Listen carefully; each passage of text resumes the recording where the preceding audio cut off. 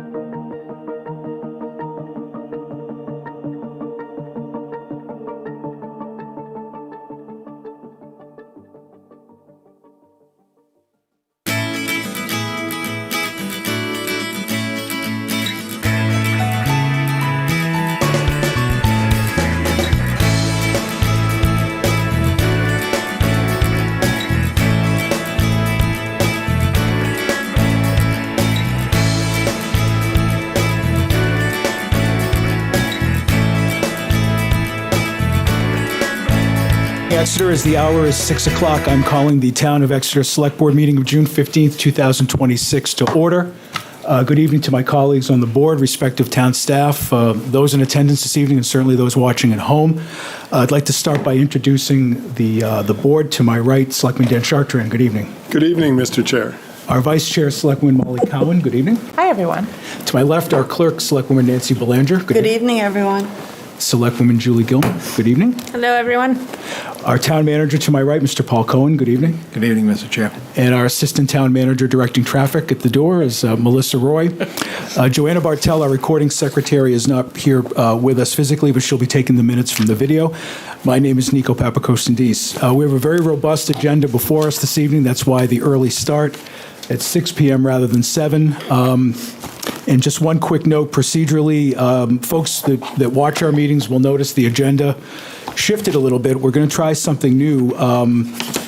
The administrative and procedural things that we typically take up at the beginning of the meeting, which takes some time, we're going to do at the end of the meeting to respect folks that are here in your time and staff's time, and we'll jump right into discussion items. So we'll see how that goes tonight, and maybe we'll keep that there. So with that, let's jump right in. The first discussion item this evening is the Westside Drive project update, and with us is our Public Works Director, Steve Cronin. Good evening. Good evening. Thank you, Mr. Chair, members of the board.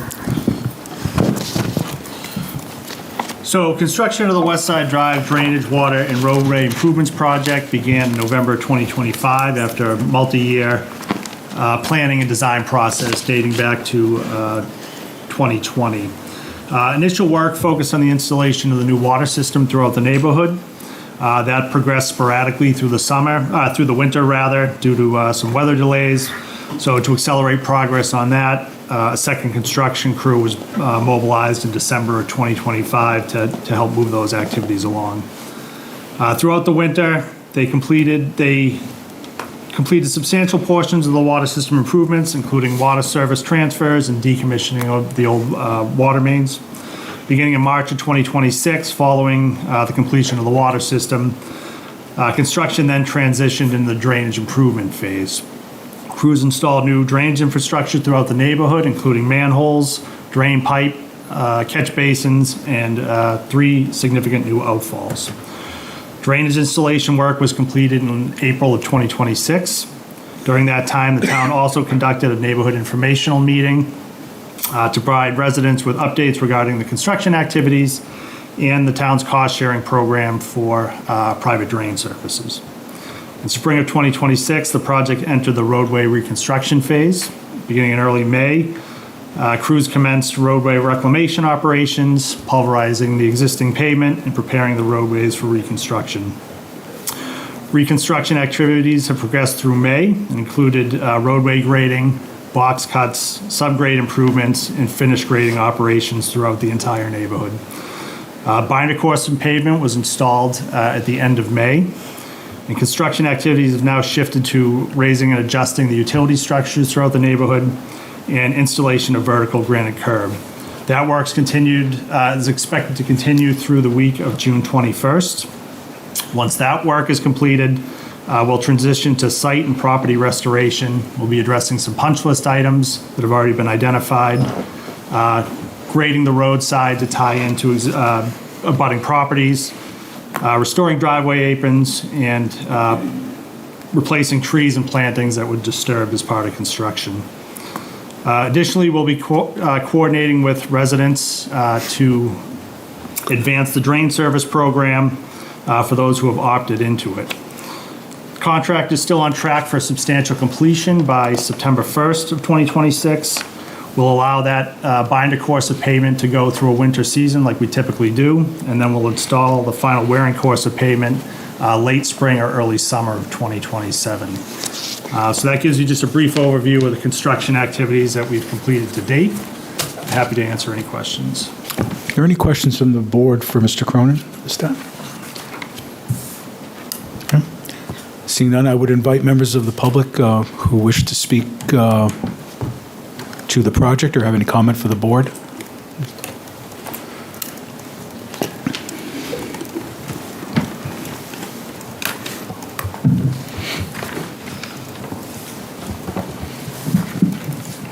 Thank you, Mr. Chairman and board members. My name is Herbert Moyer. I live at 51 Westside Drive for the past 54 years, and we are appreciative of the work that's going on. I have raised a number of concerns with my neighbors, and we've expressed that on this petition that I gave everybody a blank copy of, and I will deliver the entire package tomorrow. If my memory serves me correctly, I had 84 signatures, and I got 10 more yesterday. So there is a concern about the issues that my petition raised. They are basically a narrowing of the roadway by 38%, lack of any sidewalks being put back into the project, and the failure of the police department to provide proper enforcement of speeding regulations there. It's posted at 20 miles an hour. Many people do go 20 or 15 miles an hour. A few go 45 and more, I've seen. And our concern is public safety. I think all of the neighbors here know that people are driving around with their baby carriages, kids are riding their bikes, kids are playing basketball at the side and the ball goes out in the street. If you put one car on one side of the road at its 26-foot width now, from 42 to 26, I measured it. Now they might count the curbs as a foot on either side, so it was billed as 28 wide, but I measured it as 26. If you put two vehicles opposite one another in that roadway, that leaves about 10, maybe 12 feet for a car and somebody walking, running, with a baby carriage, whatever. So it is a hazard. And with the wonderful new resurfacing that has just happened People are flying by even faster because it's not bumpy like it used to be. I will say the police department has been very cooperative. I gave you a copy of a report. They've at least twice, and I think maybe 3 times, posted speeding items on a telephone pole. So they have data. They won't tell me what the fastest rate is, but they listed a number of them were enforceable excess speed. So that's the basic of my concern and that of many of the people who have signed the petition as well. So I'll answer any questions you might have. I know it's probably too late to put sidewalks in, but it's not too late to enforce the speed limit. And the department has to be a little creative about this because I foresee Exeter making a tragic mistake if something happens because of the change in the roadway. Thank you, Mr. Moyer. Any questions for Mr. Moyer from the board? I have one question, Mr. Chair. Please. Historically, have there been sidewalks in that neighborhood? There are sidewalks, but they're just in terrible shape. Tree roots have pumped them up, and very few people use the sidewalks now. But I think if they put in new sidewalks, they really would use them. And probably pushing baby carriages and, kids on scooters and stuff like that. But And then a question for you, Mr. Cronin. Mm-hmm. That was not part of the scope of the work, I assume? No, it was not. Replacing sidewalks? Okay. So, as Mr. Moore mentioned, there were sidewalks when the subdivision was originally constructed. They were lost over the years as the road was resurfaced. As part of this project, we did significantly narrow the road width. There was some parts where I believe it was close to 50 feet wide, and we've dropped that down considerably. We did go through several public meetings as part of the design process here. We did try to poll the neighborhood and solicit their feedback. We presented a few different concepts, one that did include sidewalks throughout the perimeter of the neighborhood, and one that only included a sidewalk at the beginning. Based on the feedback that we get and the responses we received, that's the concept that we proceeded with through the design phase. And that's ultimately what was approved to be built. So all the budgets were developed based on those concepts, and there are no funds available right now to construct a sidewalk as part of the project. Thank you. And Mr. Chair, if I may ask Please. one more question, Mr. Cronin. Is it true that typically narrower roads reduce speeds? They do, yes. They do have a traffic calming effect. This is considered a neighborhood street. The narrow width, the vertical granite curb, the understanding that you're going to be sharing that road with pedestrian and cyclists are understood to help with traffic calming, yes. Thank you. That's all I have, Mr. Chair. Thank you. Any other questions for either Mr. Cronin or Mr. Moore? So I do have one. Please. So the concern about cars being parked on either side of the road, is that something we should look at to limit parking on one side only? It's something that could be looked at if you'd like us to, yeah. So, I will say that a lot of the driveways throughout the neighborhood are single car width driveways. Residents do utilize the roadway for on-street parking. We are adding, with the narrowing of the road, some additional frontage to properties and extending driveways, so that may reduce the amount of people who currently park on the road, but that will have to remain to be seen once the project's completed. We have tried to accommodate driveway widths throughout the neighborhood for people who either want to expand their driveway or who already have driveways that are wider than a single car, so that should help as well with some of the parking issues along the road. And just for people at home who might not be familiar with this neighborhood, it's one way in and one way out only? That's correct, yes. Okay. Yep. Thank you. Just one more observation, if I could. Please. There is a single 20-mile-an-hour speed limit sign for the whole development. I think creative minds can put something up that's a little more flashy or substantive, or even a sign that says speeding laws will be enforced in this development. Something has to be done, in my view. Yep.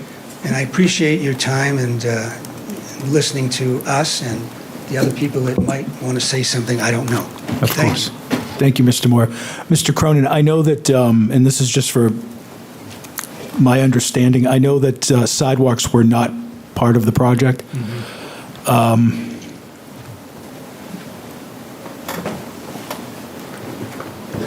Would it, and I'm not saying that it would be done, but would it be possible in the future to add sidewalks without disturbing the work that you've already done? Potentially. Okay. We did not change the right-of-way width, so the town still controls that right-of-way. Yep.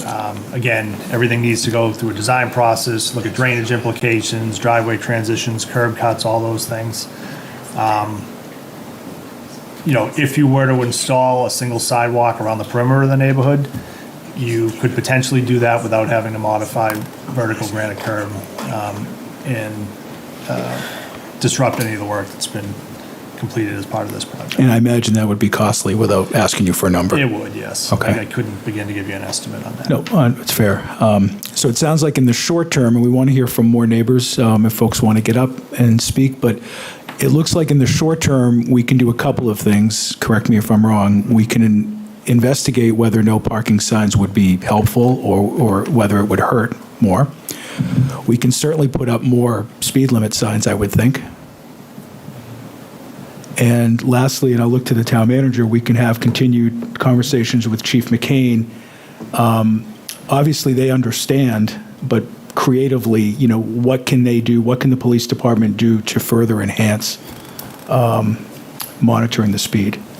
So I think those are three short-term solutions that are fairly easy to do, and we'll continue working and speaking with the neighborhood.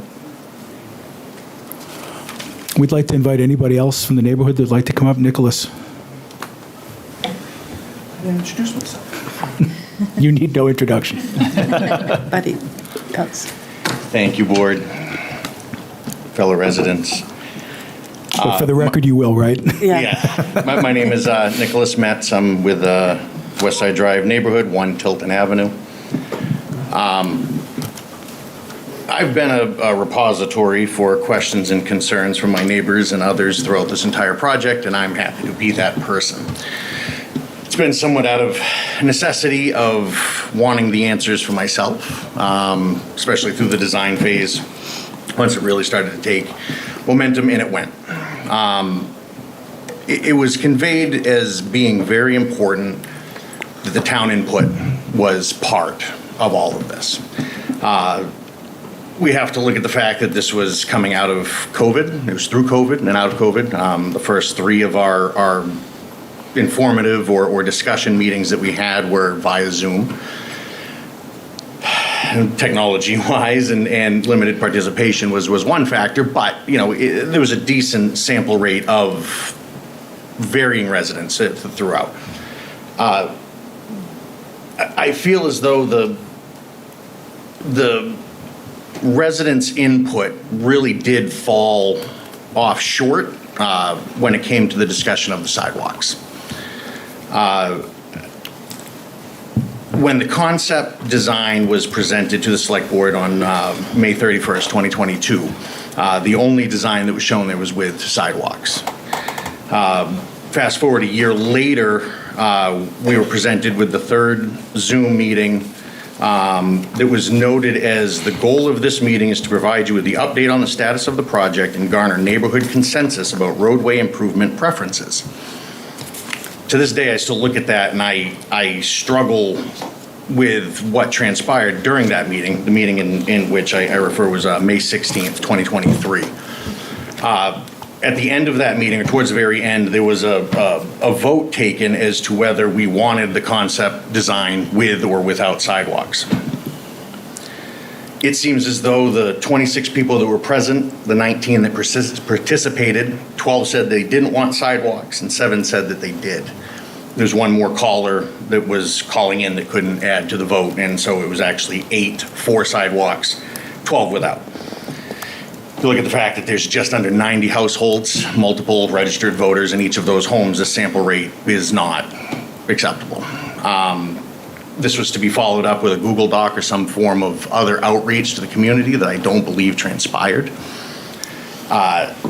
If you read or if you watch this back, you will see there's still confusion as to the fact that the roads are being narrowed, let alone the impacts of not having sidewalks around the entire perimeter would be. So that in itself, I've struggled with right along. And now that I speak with my neighbors and see these speeds that they refer to, they're flying. They're coming in. We have construction vehicles on both sides to try to stop and slalom the speed coming through, but it doesn't.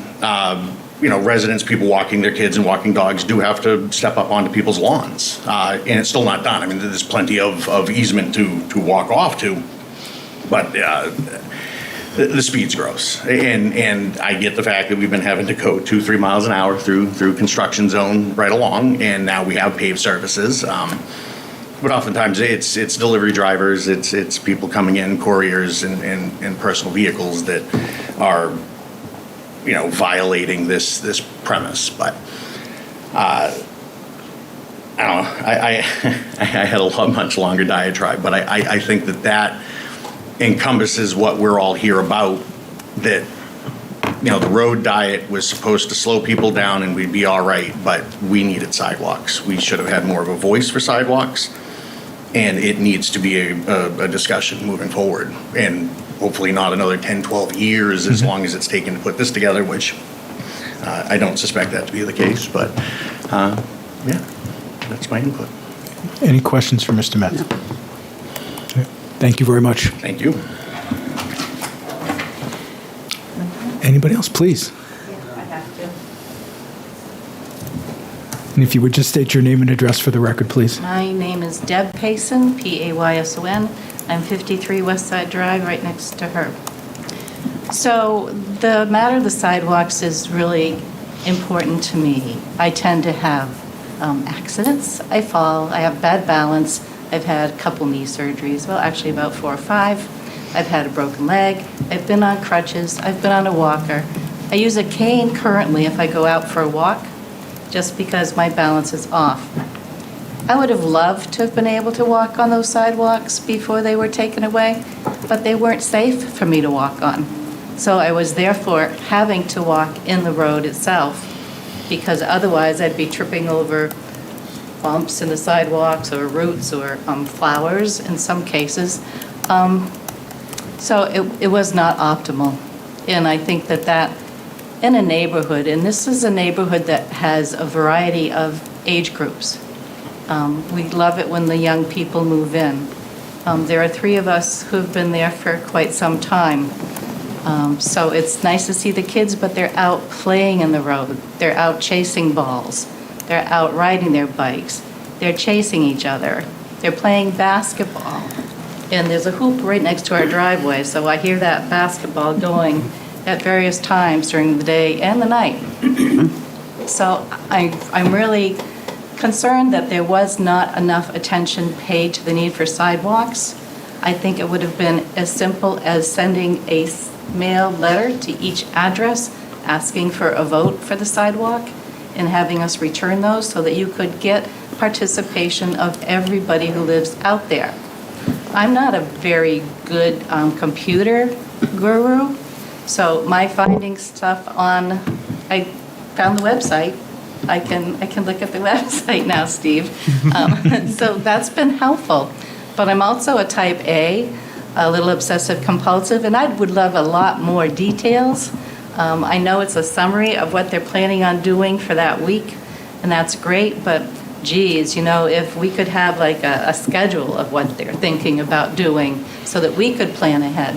I have a landscaper that I have delayed 3 times now already, waiting till I can have him put some loam and some sod in. I'm kind of rethinking the sod thing if we're going to do sidewalks in another year or 2. So I guess that's my concern. My other concern is when I was talking with people is the views. It's very hard on some of those corners, especially the one, if you come into Westside Drive and you go to the right, there is overgrowth on that corner, so you can't see if somebody is coming this way. And it's extremely dangerous, and someone's going to get hit there. I don't walk on that side for a reason, all right? But we really need to look at the views and the obstructed views and what we're going to do about those. And when we were coming today, I was noticing as we're leaving 53 Westside Drive, I don't remember the roads that well, Steve, but you come down and you're going Westside Drive still, you just take a little turn there. That really angle of that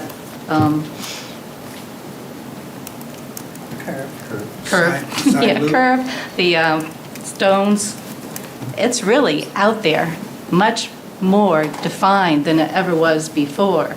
And that's concerning to me. Someone's going to miss that and just go right up over the curbstone there. So I guess those are my concerns. I know that people were interested in coming. There is a good crowd here tonight.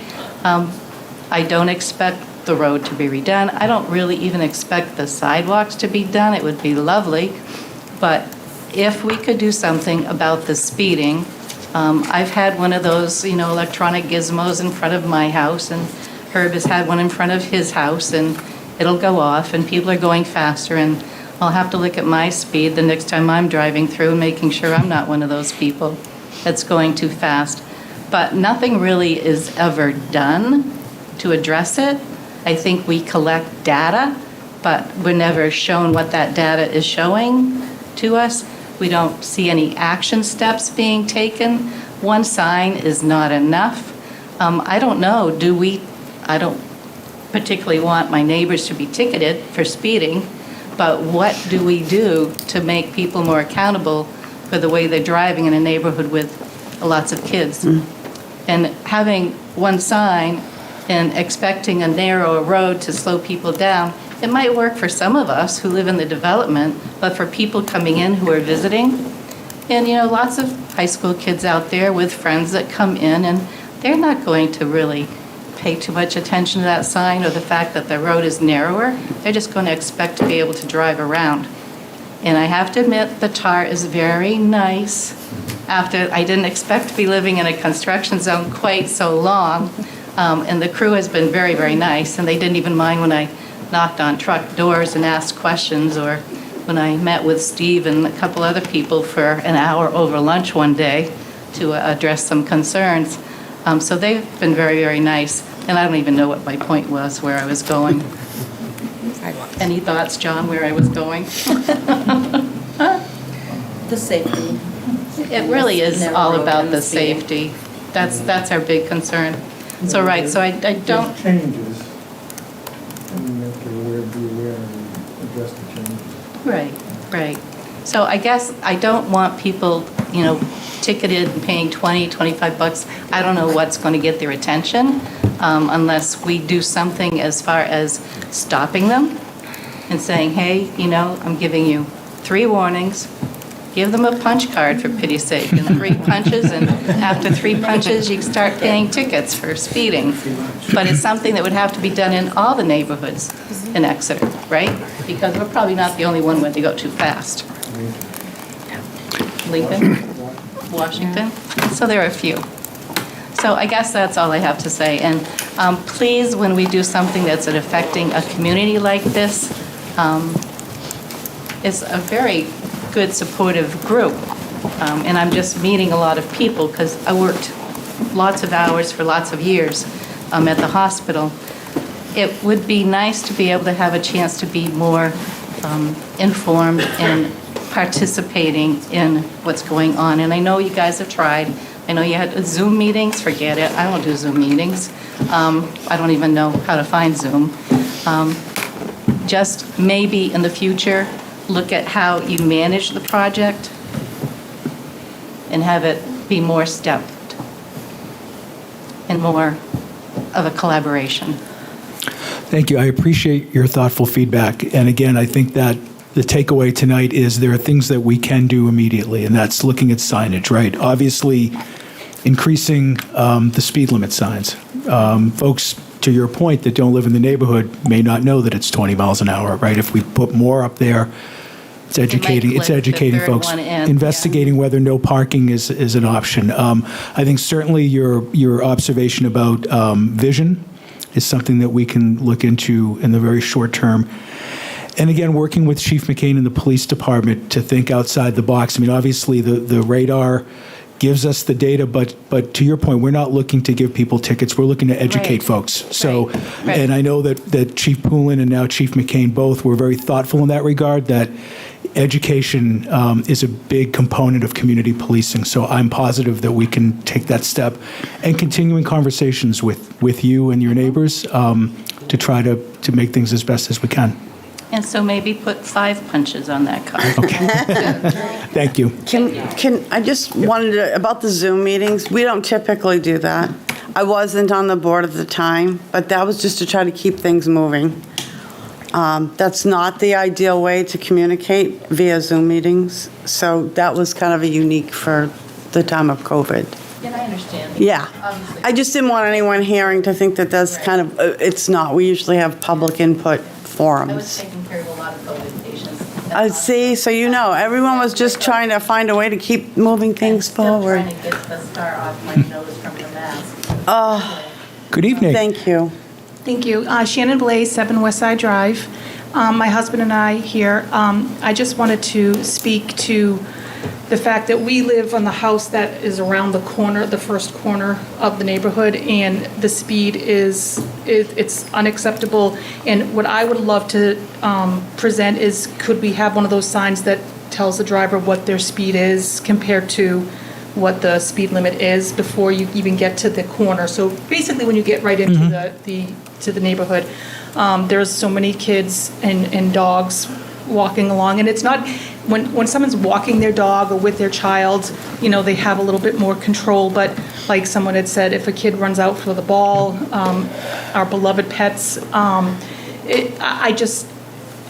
it would be horrible for a tragedy to happen in this neighborhood.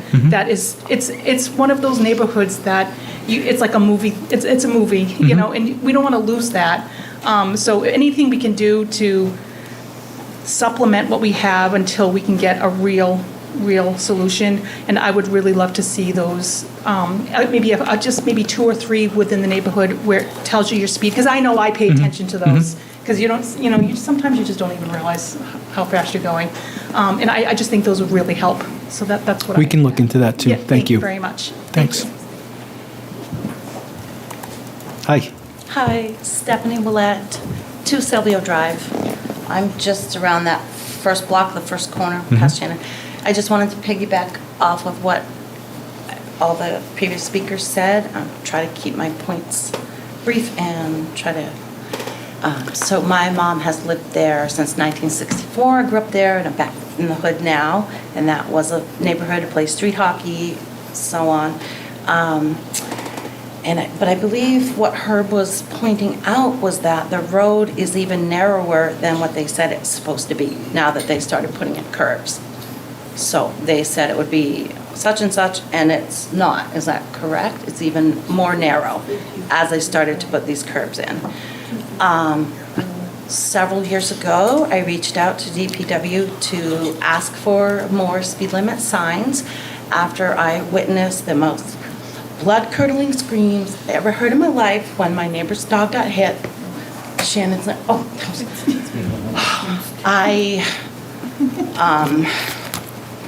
when in fact we had to force, me and my buddy Trish at DPW had to force the gentleman to answer my email about the signs, and I was told, as you know, blah, blah, blah, the project will be starting. But I had not been to the meeting, and of course, I wasn't holding my breath as the project has been delayed year after year after year after year. So this has been many, many, many, many years with no additional signs. And the one speed limit sign was completely obstructed by some overgrown trees. So, and thanks to Nicholas Metz that we have a Facebook page that we can talk about the project, and I have put little posts such as, if you're going to drive on the wrong side of the road, if you're going to speed, could you at least drive on the right side of the road? My neighbors cut the corner and come all the way on the wrong side of the road to their, well, there's one next to me, and she's here. She's actually a driver's ed instructor, but I almost got I was coming out of my driveway, pitch black, a couple nights ago, I see her bombing around the corner, all the way on the left side of the cone into her driveway. Then there's the other one, she's actually on the other side, so she cuts the corner, and then, you know, one of those swing left, turn right type of people. So I guess the concern is road being narrower than it even was projected or said it would be. And speed limit signs, I think, would help. I was told, the poles are gonna come down, our project's gonna start. And then one more point, the confusion about what even would happen, because just, you know, word on the street and word of mouth, after I missed the meeting, I was told by my neighbor, they're making the roads larger when they're tearing the sidewalks out. And so there was a lot of confusion. We knew they would be removing the dilapidated sidewalks. We thought the road would be even larger, not smaller. And I guess that's all my points. Thank you very much for your comments. Sure.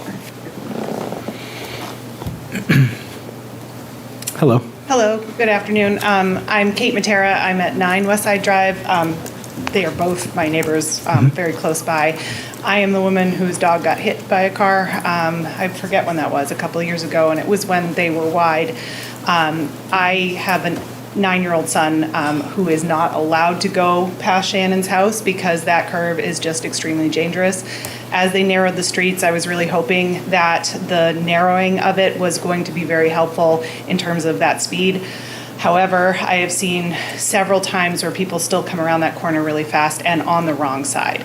I witnessed one of our neighbors who always walks in the neighborhood coming around that corner that is very blind. That's one of the vision points that they made. Car came flying by and almost hit her, had to go into the left side. And if another car had been coming, it would have been a disaster. One of my thoughts, and I know this was brought up very early on and put down, and I'm not really sure where that has gone, would be, especially on the straightaways on either side of the neighborhood, is it possible to do speed bumps as another way to help with speed? Because again, I think now the road surfacing is really nice, and we do have a lot of people that come in that don't necessarily live in the neighborhood where it could be an issue. So those are my Thank you very much. You're welcome. Steve, just quickly, speed bumps. I know plowing is an issue, right? Yeah, it's really a maintenance issue for us more than anything. You know, that's something we really want to evaluate with public safety as well. Okay. Can I You know, just can follow affect up? response time, you know, there's concerns over noise pollution as well from, you know, constant delivery trucks and vehicles going over and at all hours of the night. So it's something that, it's something that we can look at, but Okay. those are some of the concerns that we have. So he was saying some of the concerns with speed bumps is public safety, the maintenance, the plowing, noise pollution, but he said it was something that he will look into, and it's just something to look into. What about the concave ones? Then you can plow over it. Have to. Can you, that's, Yeah, I mean, No, at this point, with my the area. road already paved, I don't think that would be an option for us. Yeah. Selectwoman Blaney? Yeah, so I was writing myself a note when she was talking about those. Even if it's in one area, it sounds to me, at least from what we've heard so far, that the biggest concern seems to be just past the entrance. It's everywhere. Well, I can only go by what I'm hearing, so maybe if we could focus on that. So now let's see if we hear any more areas, and maybe it's moot, but let's go from there. Hi, all. This is my first time. My name is Marshall Stephen. I live in 8 Tilton Ave, actually right across from a few folks here.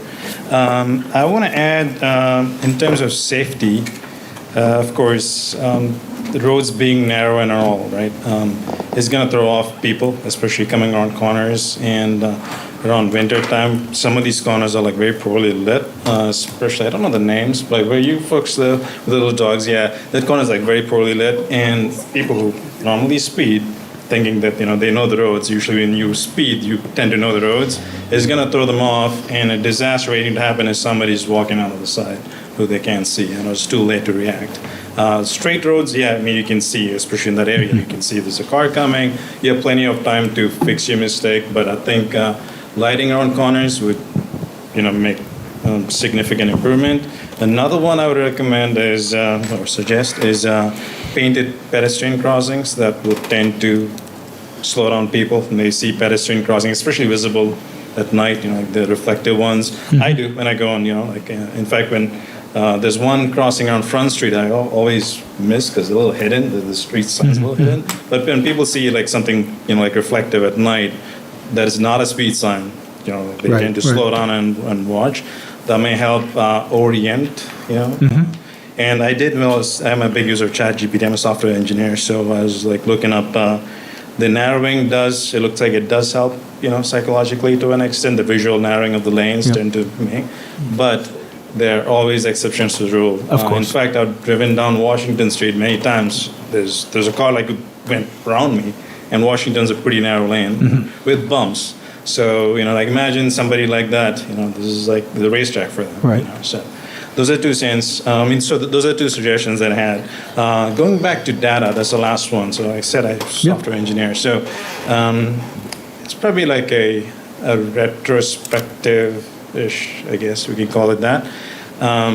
We need more participation data and before I think we proceed on a project, because at my work, if you don't have enough data that says, because we don't know, I can't measure the success, Then what happens is who I'm designing the product for, they come to meetings like this and I'm sitting over there and I had to listen to them explain why they don't like it. And the matter of truth is we might not have surveyed them, because they didn't have that input when we planned this. So it happens many times. I don't have a good answer to it because we're doing the same thing at work. So maybe that's something we can work on collectively. Indeed. Thank you very much. I appreciate that.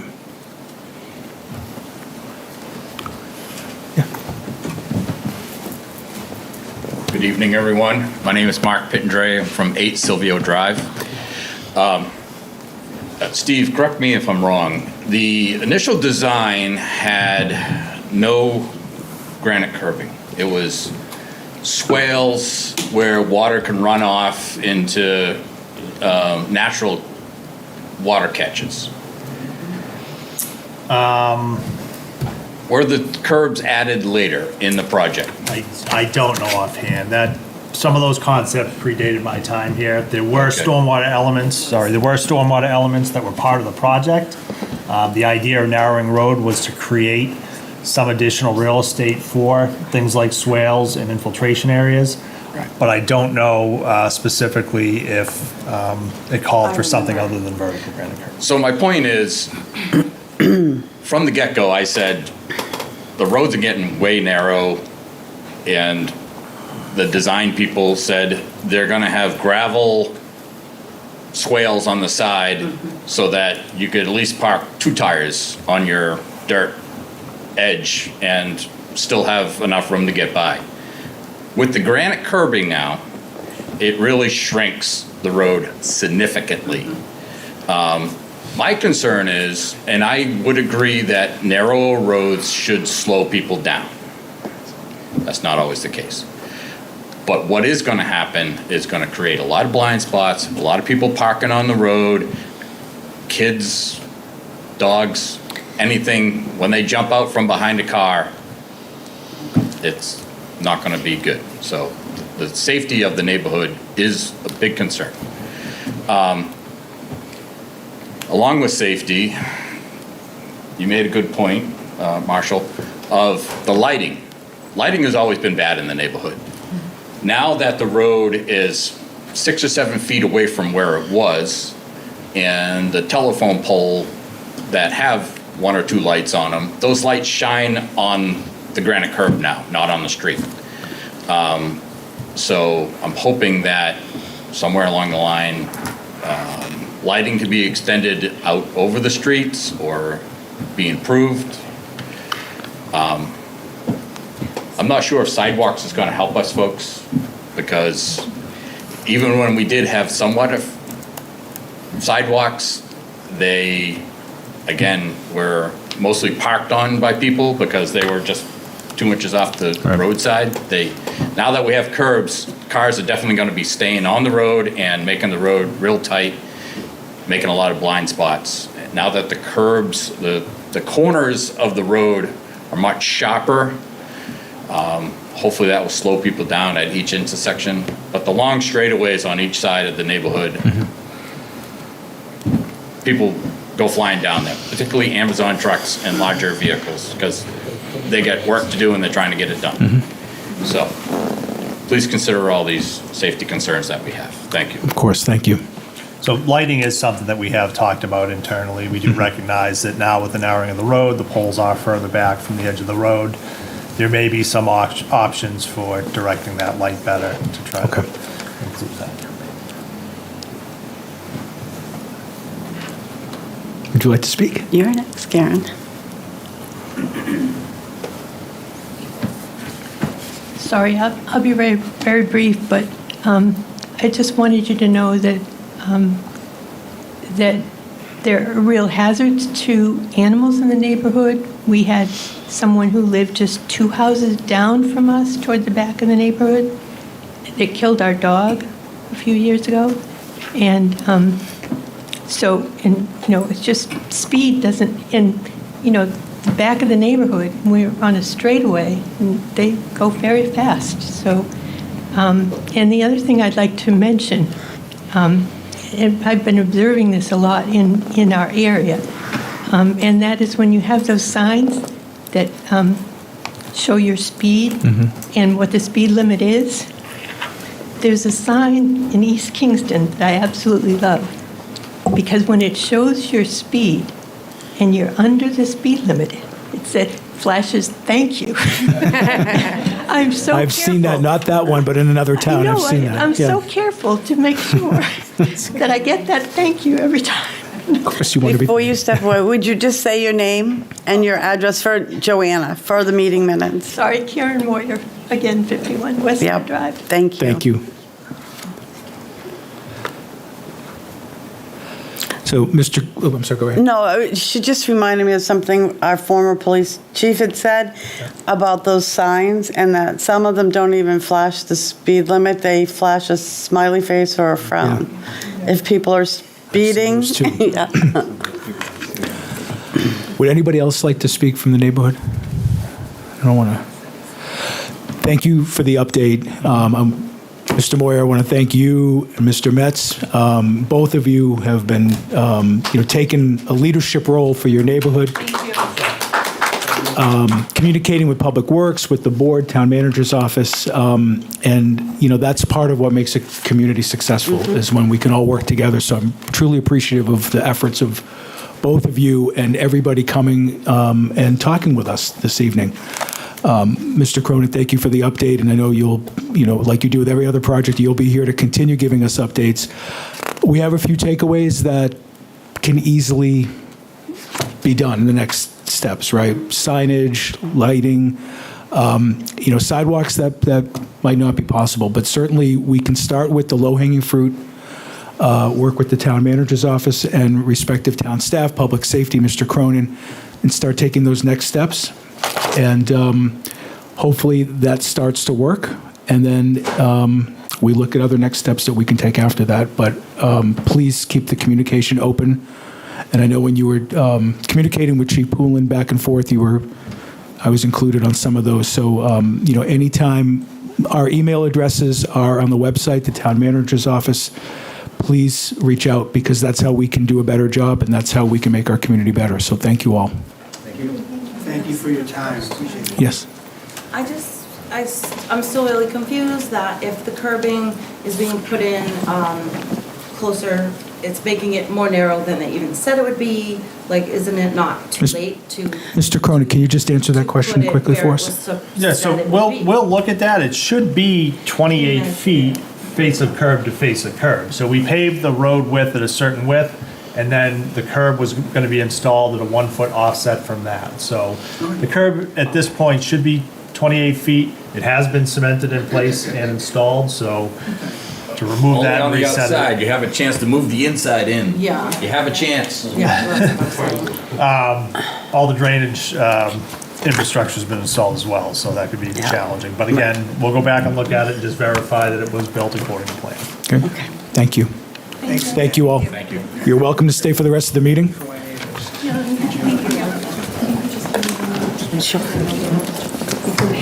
We're gonna, okay, yeah. Yes. So it's coming down from How are you? Flowers. You're heading out Westside Drive. It's great to see you. Okay? It comes way out. Thanks, Nicholas. Thank you. Dwayne, if you want to start to get the trustees set up, is Dave here? He went downstairs. Okay. I'm not sure if he's still here. I'll see if I can find him. I think that's what Melissa just wanted to do. I have a question, this is kind of out of order. There he is. No, How do we deal with the takeaways that can be applied to the next construction project? we'll look into that and we'll address that another, I gotta stick to the agenda. Yeah, no. It's just a heads up. Point taken. Thank you. Yep.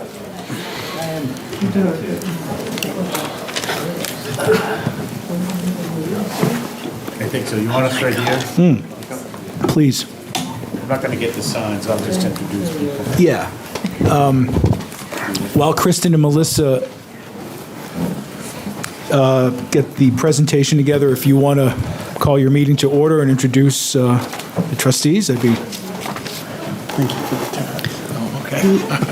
We need a seat. Kristen, no? Okay, I'm going to call the meeting to order for the Swasey Parkway trustees at 6:47. 49.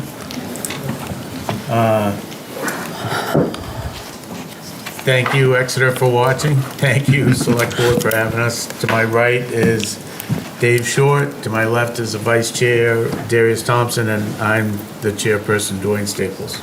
Terrific. Welcome. Thank you for joining us this evening. Kristen, if you're ready, I think. Good evening, everyone. Kristen Murgy, the Conservation and Sustainability Planner for the town of Exeter. I'm going to keep my part really short today because I want to get to the meat of the presentation. I know you have a long night ahead of you, so I'm just going to go right into it and say we received a coastal resilience grant to take a look at sea level rise for Swasey Parkway. We created a small project team that obviously included representatives from the Exeter Select Board and the trustees of Swasey Parkway, as well as, at the time, interim town manager, Melissa Roy, myself, and Steve Cronin. And Nick is our consultant, so I'm going to introduce you. Why don't you come up here? Thank you. So you should, there's a pointer on the top, and you should be able to advance, but I'll be right here. Great. And so, Nick, when you press the pointer, if you press and hold it, it's going to show up on there so that people at home can actually see what you're pointing at. Okay, great. All right. Good evening, Mr. Chair, members of the board, and trustees. My name is Nick Messina. I'm a project manager and civil engineer with CMA Engineers. We worked with Kristen and Steve on the Swasey Parkway Climate Resilience Project. I've been asked to give a brief recap of the project and answer any questions you may have now that the current project phase is at its completion. So the goals and motivations going into the project, so the flooding that faces the storm, the site in its current state was the main driver and impetus for the work, and also looking ahead and trying to assess how vulnerable the parkway is under current and future conditions. And then paying close attention to natural systems, looking for opportunities to implement nature-based solutions or enhance the natural site features of the parkway. Incorporating community input was a strong part of the project. Obviously, it's a very public-facing site, so we wanted to solicit as much feedback from the public as possible, recognizing this is a public entity and wanting to get a lot of feedback into shaping what the future of the parkway may look like. Looking for opportunities to develop implementable phases, so a project that may not have to be built all at once, but can be phased in response to changing conditions. And maybe one important qualifier about the grant and the scope of work is that it was specific to the parkway. So as we get into some of the public comments and feedback of impacts to adjacent and abutting properties, just as written and the grant was given, the project had to be implemented on the Parkway parcel itself. Looking at the project timeline, so this kicked off in the middle of last year in July. We did a brief and broad site assessment looking at natural features and some flood mapping of the site. We held public workshop number 1 in December of 25. After that, we developed 3 conceptual design plans. You'll note that happened after the first public workshop, so we did not go into workshop number 1 with any specific plan already developed. We presented the findings from the site assessment, went over a broad array of adaptation options, and we're really just at that first workshop to solicit feedback, understand what people did or did not want to see in the future of the Parkway. And then after developing the 3 concepts, we had the second workshop in March of this year, and the grant wrapped up in April of this year, and we issued a final report. And my presentation tonight, again, a brief overview. If you have more detailed questions, the final report goes into more detail on all measures and features. So after that first public workshop, where again, we just presented a broad array of options, kind of the big overarching question we really needed feedback on to shape those design developments were what level of investment the public was looking to make in the future of the Parkway. And roughly half of respondents of the 83 were in favor of a moderate amount of investment, and then equal splits between kind of low investment and high investment. So spanning the whole range of possibilities. And some other general commonalities among the comments after that first public workshop. So the top priority was just general walkability and accessibility of the Parkway. People flagged parking and drivability of the Parkway as very low priority in the comments. Understanding the history and sensitivities of that in the site, we were not looking to relitigate the issue by any means. We were taking the conditions as they are, where half of the roadway is a discontinued road. And so looking for opportunities to maybe improve upon that. Again, the moderate investment seemed to be the most common response, but you'll see the 3 concepts we developed span the whole spectrum. And yes, adjacent properties came up repeatedly, looking at downtown, so especially when we were looking at flood maps, and the whole area is cited in the FEMA flood zone. But again, trying to pull it back to just the Parkway limits, that was the focus of this project and this grant. So before I launch into the 3 concepts we developed, just the general limitations. So as part of like a true engineering design, you would have stuff like a site survey done, you would develop site-specific water level data. That was not a part of this scope of work, so this was all based off of publicly available LiDAR.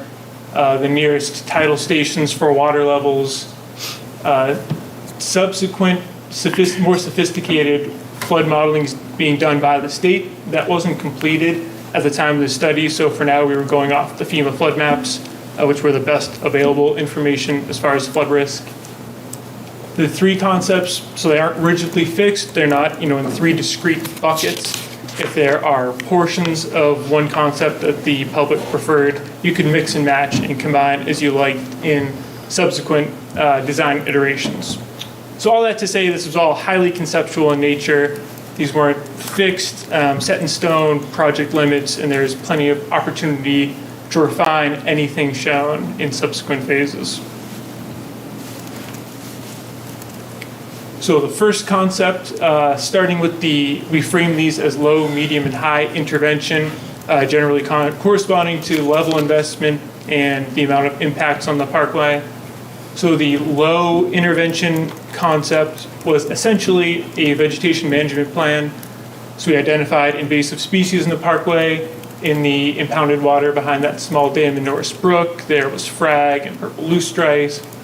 And then generally accommodating for salt-tolerant species in response to those future rising water levels. But again, not overly impactful, minimal investment, and obviously just landscaping measures don't actively address the flooding in any real way. So then stepping up to the medium intervention measure, the hallmark of this intervention was a raised multi-use path in place of the discontinued roadway. And when you get to the turnaround, the alignment switches over to that existing river sidewalk. And I have some renderings and subsequent slides that will help you kind of visualize what that looks like. The idea of it being a multi-use path is it preserves walkability and accessibility. It being raised doubles as a protective flood measure for parcels inland of the Parkway.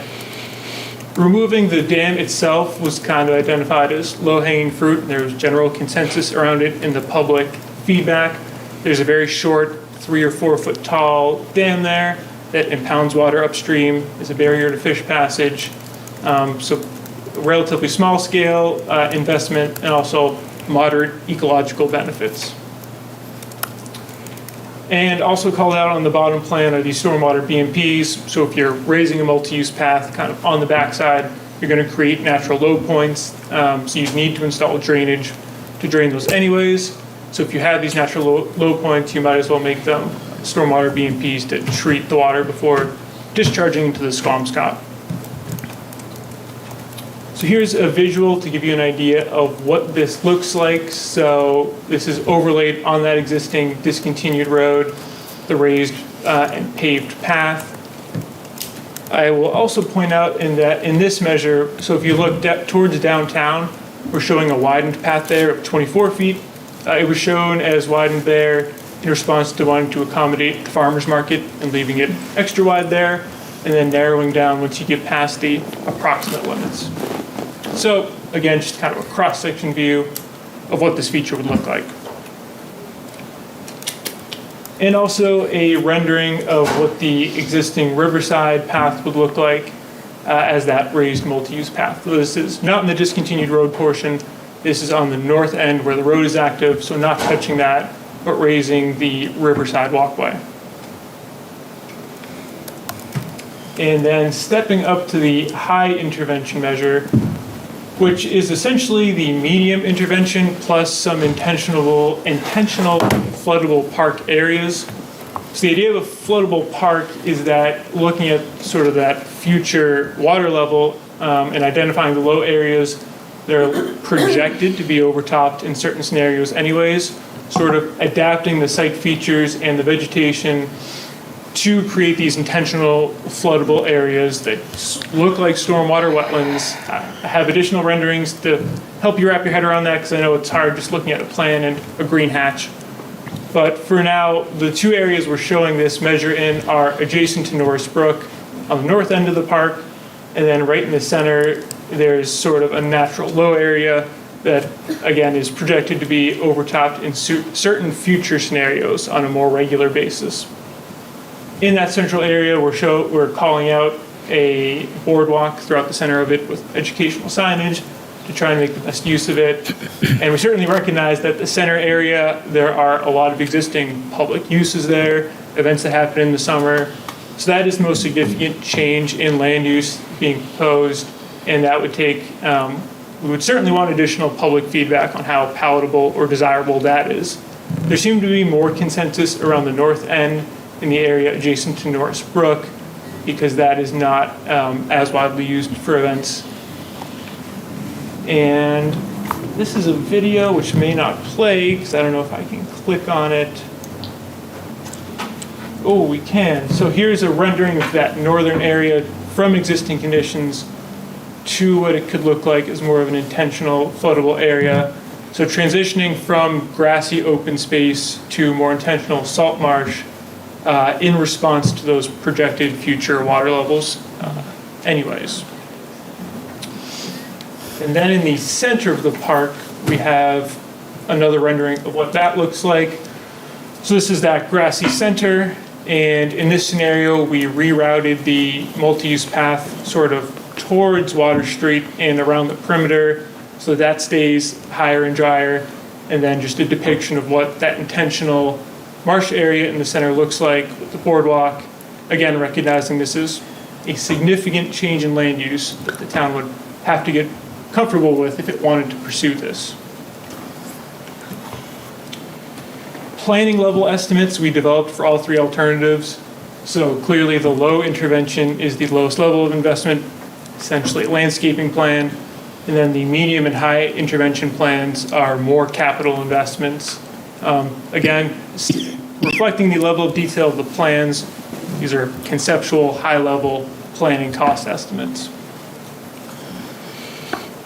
So the feedback that we got from the second workshop, 15% of respondents were in favor of doing nothing and not investing anything in the park, which indicates that 85% of people were in favor of doing something.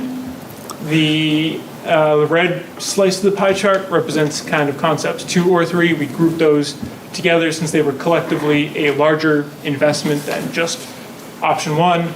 And you can see that the red slice makes up the majority of the 66 respondents in this case. So more, just general feedback from the comments people received. Preserving the character and accessibility were the highest priorities to people. There were certainly concerns about the cost and the scale of these investments and whether this was warranted now or if it's something that happens in the future in response to changing sea level rise. There's nothing to say you need to run out and do any of this tomorrow. It can be that phased implemented approach that we talked about. And stated interest in protecting historic features of the memorial benches that are all out there. Those came up in concerns and how do you address that? Do you raise them? Do you relocate them? And general support for doing something to address flood resilience in the park. Last slide, wrapping up and what the project looks like ahead. So this is the end of the current project scope. There is no subsequent phase right now. If you were to take any of these concepts to a future design phase, we would certainly want to solicit more public feedback throughout the process, engage the public more, get that continuous feedback as you're refining them. As part of any actual capital plan, you would do a true site investigation, get survey, measure the water levels, get more accurate data. And then thinking ahead to budgeting and financing, the report lists an avenue of possible funding sources to pursue, and the town can wrestle with if any of these warrant taking into subsequent phases.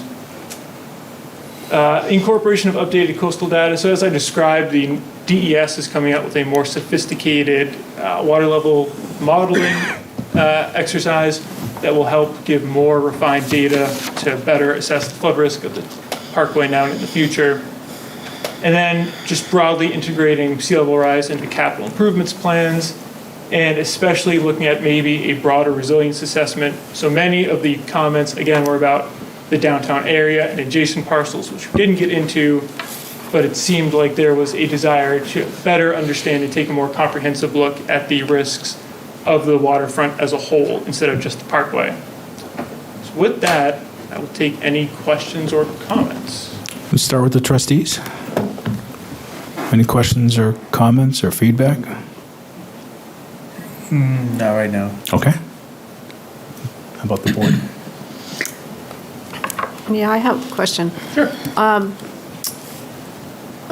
If I understand correctly, part of the sea rise problem is when we have a king tide or whatever, and the storm is flooding the Parkway itself up to and sometimes beyond the roadway. Mm-hmm. Why are we not addressing the raised roadway at the edge of the Parkway as part of like a seawall?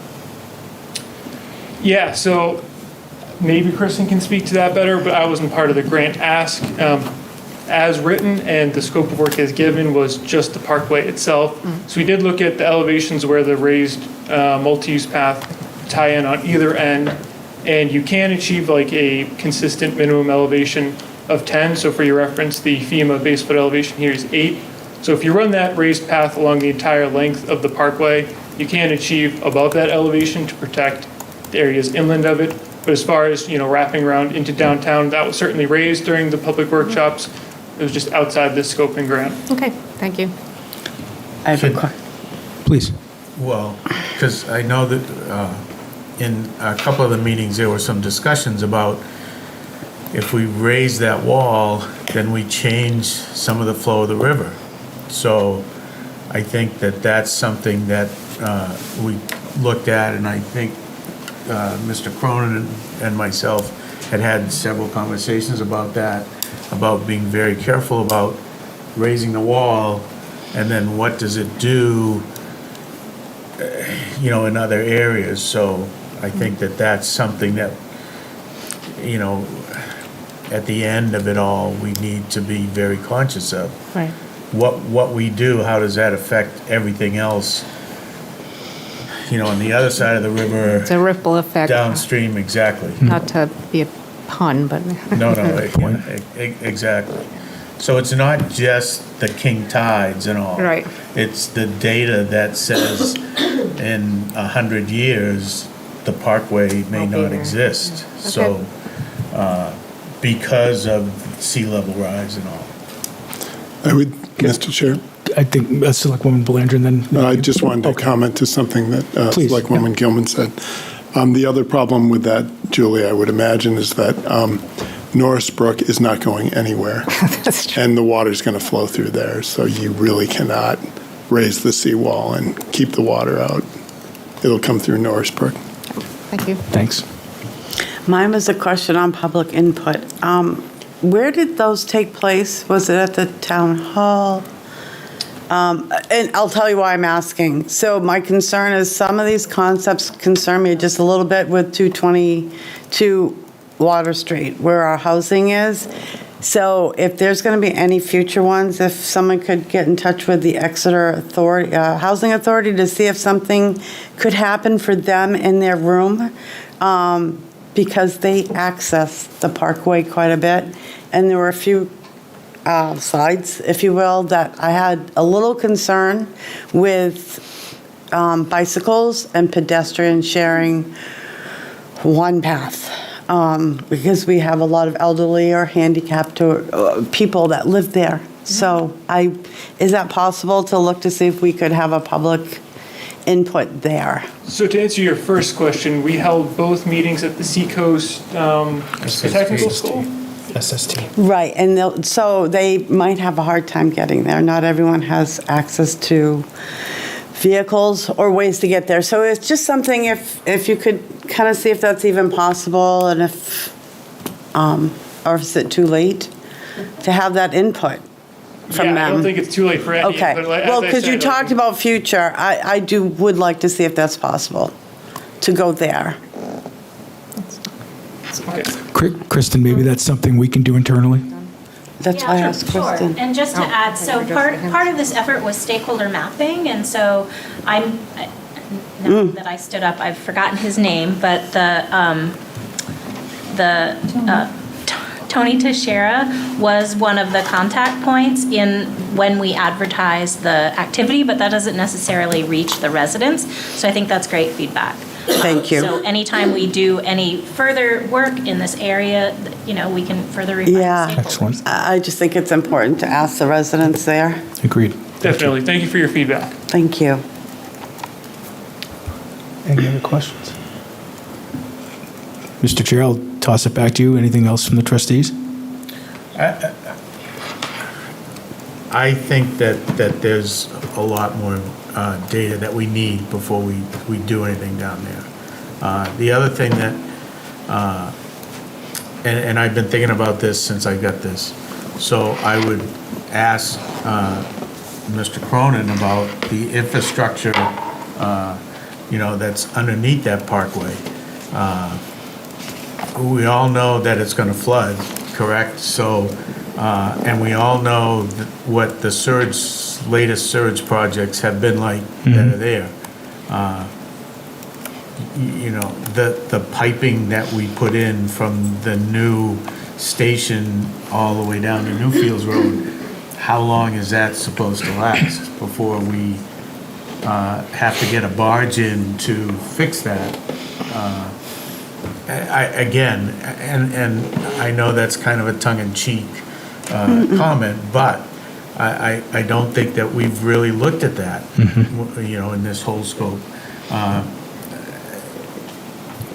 I think if we're going to look down the road and look at spending money, we should have more data than what we have. And I like the fact that they're coming out with new sea level rises and all that. So, that's data that we didn't have when we did these two concepts. Thank you. So while this is a good start, addressing the issue of sea level rise is much bigger than just the Parkway, much bigger than infrastructure. It's going to involve our town and possibly other towns as well. So the more that we can look at this long term together in a collaborative effort, I think it's something we can do something now that can have impacts 100 years later. So I thank Nick for all his work, Kristen, everybody. It's a good starting point, but it's like I said, Dwayne said, we need a lot more information before we can figure out what's the best solution to go forward. There are some things that we could possibly do that are low-hanging fruit from a vegetation standpoint, but I don't know how much that's going to make a difference in the next 5 to 10 years. But if we don't start to do something, we're going to be faced with the same question, the same issue years from now. I tend to agree. I mean, we've got 3 options before we start throwing, decent money at this. We need to know exactly. So which leads me to my question, Kristen, more to you. We have the trustees here, the board, obviously the presentation of the final report. What action, if any, are you looking for from us as a board and from the trustees? Yeah, thank you. That's a great question. I would say from my perspective, the goal for this project was, one, to get the public thinking about these concepts, to understand that sea level rise is an infrastructure risk to our downtown, to even have some of these concepts of retreat or resist, some of the common approaches for how you deal with sea level rise at the top of people's vocabulary, and to sort of get a flavor for how people felt about it. There's no question Swasey Parkway is important to everyone, but right now, top of mind and probably forever, I think we could probably bank on it, is finances. And so how we take the next steps, I think, we should be including in our CIP process an analysis of how does sea level rise impact this area, so that we're thinking a little bit further out. Our next rendition of the master plan could consider this sort of stuff. We did have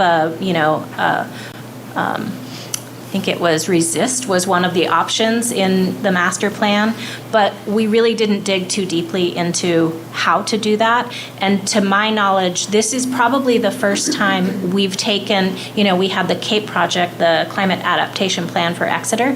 This is probably the first project where we took this current data and applied it to a specific location in town.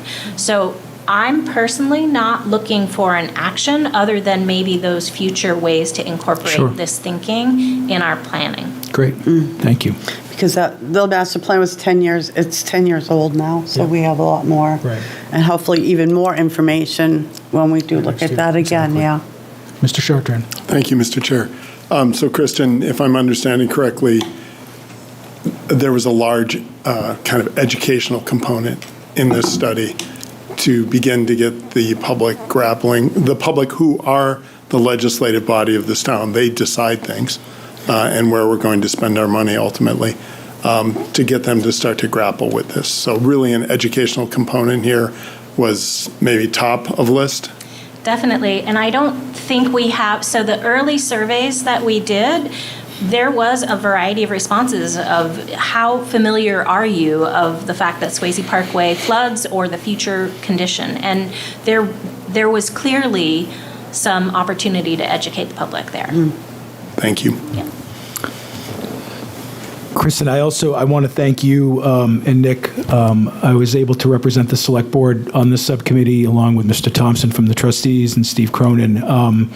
Nick, I want to thank you for the good work that you did. Those meetings were really interesting, and it brought a lot of things to my attention that needed to be brought to my attention. But Kristen, once again, you applied and you delivered with this grant. So I want to thank you so much for all of the good work you've done. Any members of the public wish to ask questions or give feedback? There'll be plenty of opportunity in the future, I'm sure. So, great. Mr. Chair, final words? Thank you. thank Kristen and thank you for all your work on this. Make a motion. I'm way over what I usually do on a meeting time. It's the longest trustee meeting ever. Right. Well, not the longest, but. 7:18. 7:18. Okay, so we have a motion to adjourn at 7:18. Second. All those in favor? Aye. Yes. Motion carries. We adjourn at 7:18. Thank you for having me. Thank you. you. I'll see you Wednesday afternoon. Okay. Thank you, So everyone. while we're reviewing, can Kristen maybe just take a minute and a half to talk about Rains Barn and the reopening coming up? Yeah, well, she's going to be bringing the people up anyway. Right. It's not quite intermission, Kristen. We're just Right. changing It's just been out there in the newsletter, and so I figured while she was here, it was a good opportunity to. Great. Yeah, so as you may have noticed, if you drive north on Newfields Road, there is a shining star on the east coast of the road, east side of the road, and that's Rains Barn. We have been working really since 2019 to try to make some major renovations to that property, and we finally reached completion stage. It's a building, so we're never ever done, but we've taken it a long way. In July, on July 18th, we're hoping to have a public open barn event. So the details are still in flux. They told you real brief. I will share those as soon as they're available. We're meeting with the stewardship committee tomorrow. So I welcome everyone to come out there. We'll have activities for kids, hopefully some music, tours of the barn, and maybe some history talks is the general. And when you give the update, when you have the details, can you just include the path that you've had? Yes. The very long path that you've feel had it to in get my the bones. barn to where it is today? Yes. Thank you. Thank you. Thanks, Kristen. Thank you, friend. Of course.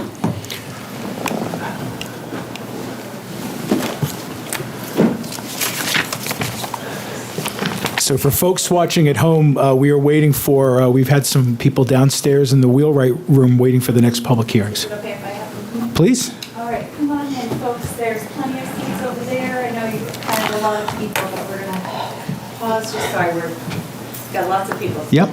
Good. That's why we're here. Oh, I didn't want to. Let me get it now.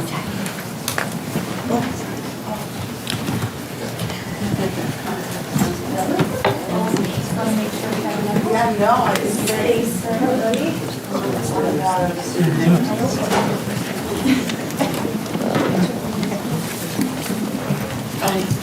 I never leave without. You know that. Always happy to wait. Okay.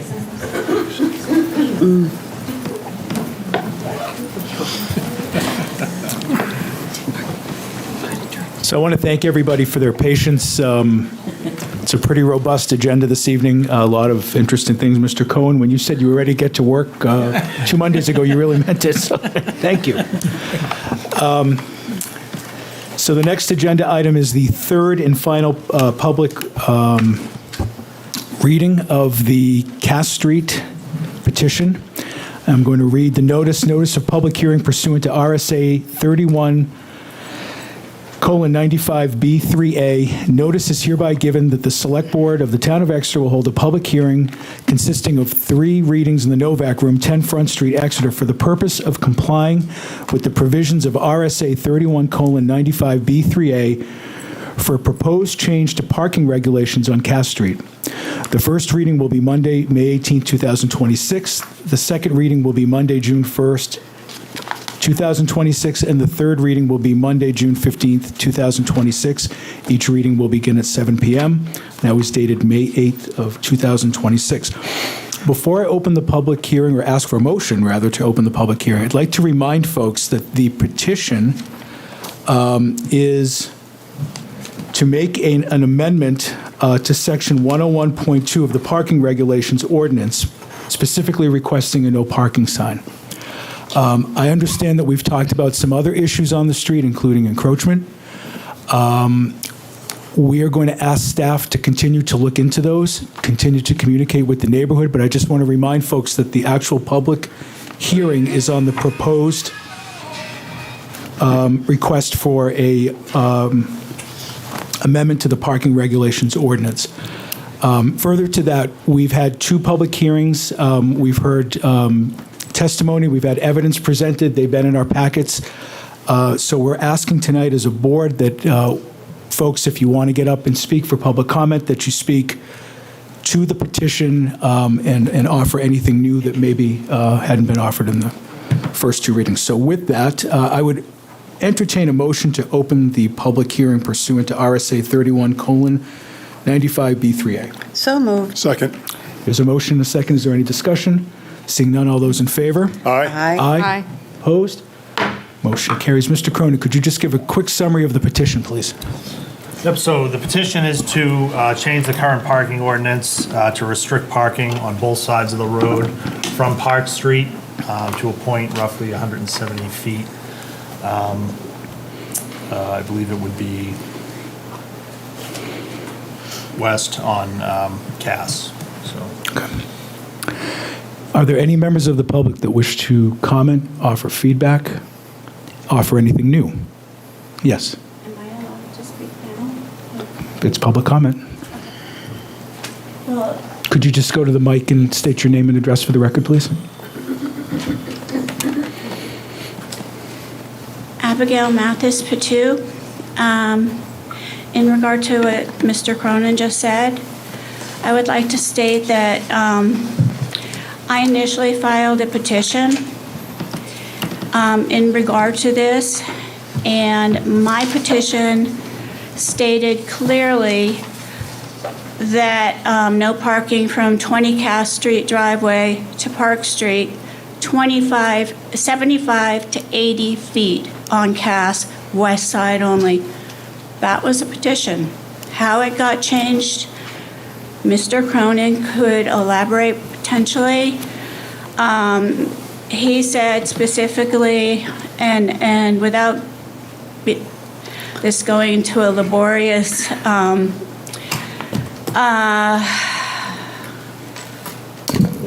situation, he said specifically the resident has requested that the town consider extending the current parking restriction to a point, I'm the resident, 170 feet south of Park Street, which would extend parking restrictions on additional 155 feet beyond the 15, whatever this all means, 15 prohibition from an intersecting street or a roadway pursuant to parking regulation section 101.1F. I never, ever even was aware of this. And it really disturbed me. And I would like to elaborate just briefly. 4 days, I filed my petition October 17th of 2025. I was hearing this 100 plus number in the last, especially in the last meeting. So I asked Pam to, would you look into this, because that's not what my petition said. And so she did. And what she found out was Mr. Cronin, 4 days before the first select board meeting on May 14th, the first meeting was May 18th, sent a letter to the Exeter Select Board. He did not CC me. He did not CC me, only the Select Board and Melissa Roy. So there we are. Could it be a major misunderstanding? I hope that's it. But I would like for the record to state that my petition stated 75 to 80 feet on the Cass west side of the street from Park Street. So from Park Street, 75 to 80 feet on the west side of Cass. That's exactly where Jay Perkins, 75-year-old veteran of the highway, wow. Ma'am, can we just stick to the petition, please? Yeah, I will. I apologize. That's what Jay Perkins assessed it at that, found it to be a hazardous spot. and decided it would be 75 to 80 feet would be an appropriate spot. So I was not aware of that. That was not the original petition. Thank you. And would you like me just to follow on with safety? Because that is No, new. this is just on the petition itself, and Okay. we've already talked about that, and it's in the record, and I appreciate that. I do have more to elaborate. Mr. Chair, if I may, the petition is in the public record. It does say from 20 Cass Street to Park Street, but it also says in parentheses, or all of Cass Street. So from that, we were not able to decipher exactly what was meant. That's why we met with Ms. Mathis in the field, rather. And from that, we determined what the ask was. The recommendation that we made to the board, or what we communicated to the board, would be consistent with what we feel was intended by the petition. We went from where the two roads intersect, the property lines for the two properties at the end of Cass Street are not in alignment. So we took the furthest property, we measured to where the driveway was at 20, and it's exactly 170 feet. You'll note from the picture that there's a significant radius on that road. We went again to the intersecting point, not where the radius starts, ends, or midpoint. So that would be our recommendation if you were to proceed with this, to try to remain consistent with the ordinance elsewhere in town and not to confuse drivers and people parking on the road. Thank you for that clarification. And the petition is in our packet. And it does say no parking from 20 Cass Street driveway to Park Street, and then in parentheses, or all of Cass Street. Correct. Are there any questions of the board, Mr. Cronin, before we proceed, based on that? Any other members of the, I'm sorry, Selectwoman Gilman. When we're looking at the map, and you talk about measuring from the intersection of the Park Street and Cass Street as if it were square. Correct.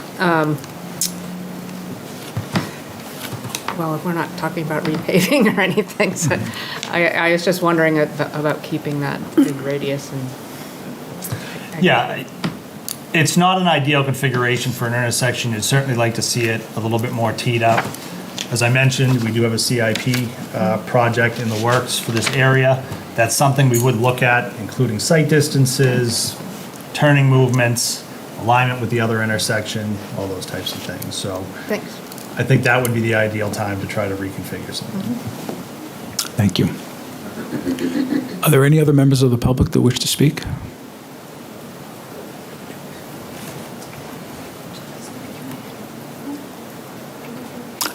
Please, Just that.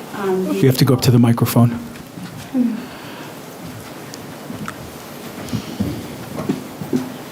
Just at the all of Cass Street, I was taking notes. When you do a petition, of which I had never done, you take notes. And that is what someone down by Main Street said they wanted. I put it in parentheses. It was not within the paragraph of which I stated my distance.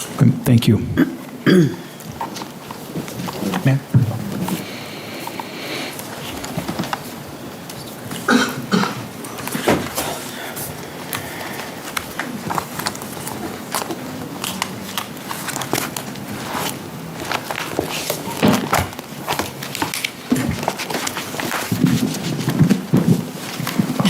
Good evening.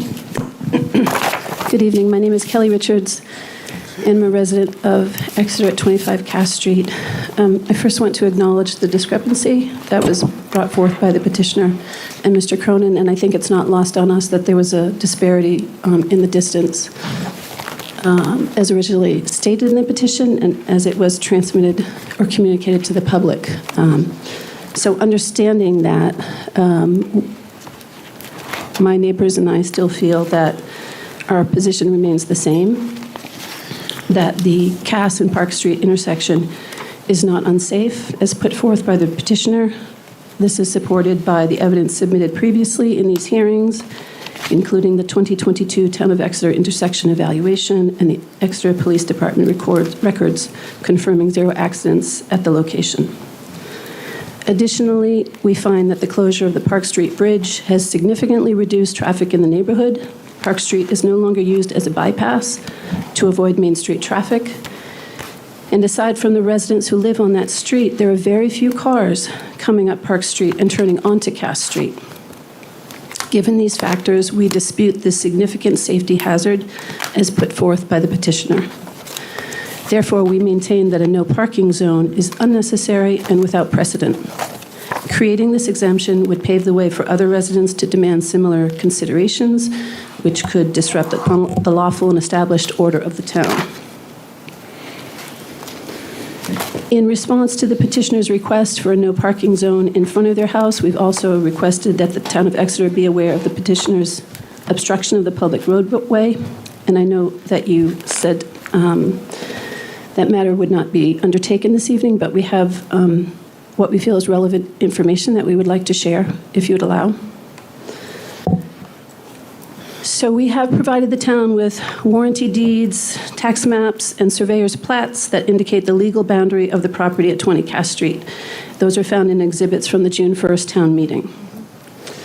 In rebuttal, the petitioner has cited RSA 231-51 and posited that Cass Street is a public highway easement rather than town-owned property. And they therefore have the right to build out onto the roadway since they pay taxes on the land. We assert that the land encompassing the road and its accompanying sidewalks is not assessed or taxed to any private citizen, so it is not owned by private citizens. Further, we have found evidence that the town of Exeter does in fact hold title to the land. In confirmation of this, we provide the following information as noted on page 194 of the second book of Town Records of Exeter, New Hampshire. These records are kept in the vault at the town clerk's office and include early town surveys and transcripts of the first records of Exeter from 1638 to 1730, which verify when streets were officially accepted by townspeople. Please see Exhibit A. In it, you will find two transcripts that reference modern-day Cass Street. The first, at the top of the document, is an original quitclaim deed whereby Major John Gilman surrenders his rights to an acre of land, modern-day Cass Street, for a public highway. This is Exhibit A. The second transcript, at the bottom of the document, details the length and width of his property, house and wharf, clearly delineating that his property boundary will run 66 feet from the northwest side of his house, bound by the public highway towards the Great Mill, and the same breadth down to the river. Even though the wording of these original transcripts are nearly 300 years old, the core meaning of the text remains remarkably unambiguous by contemporary standards. Please see Exhibit A1, which provides the modern text that preserves the purpose of the original quitclaim agreement. It states, "This document certifies that Major John Gilman previously had a 1-acre plot of land surveyed and assigned to him by the Kingston lot layers last March, which is the land where his wharf and house currently stand in Exeter.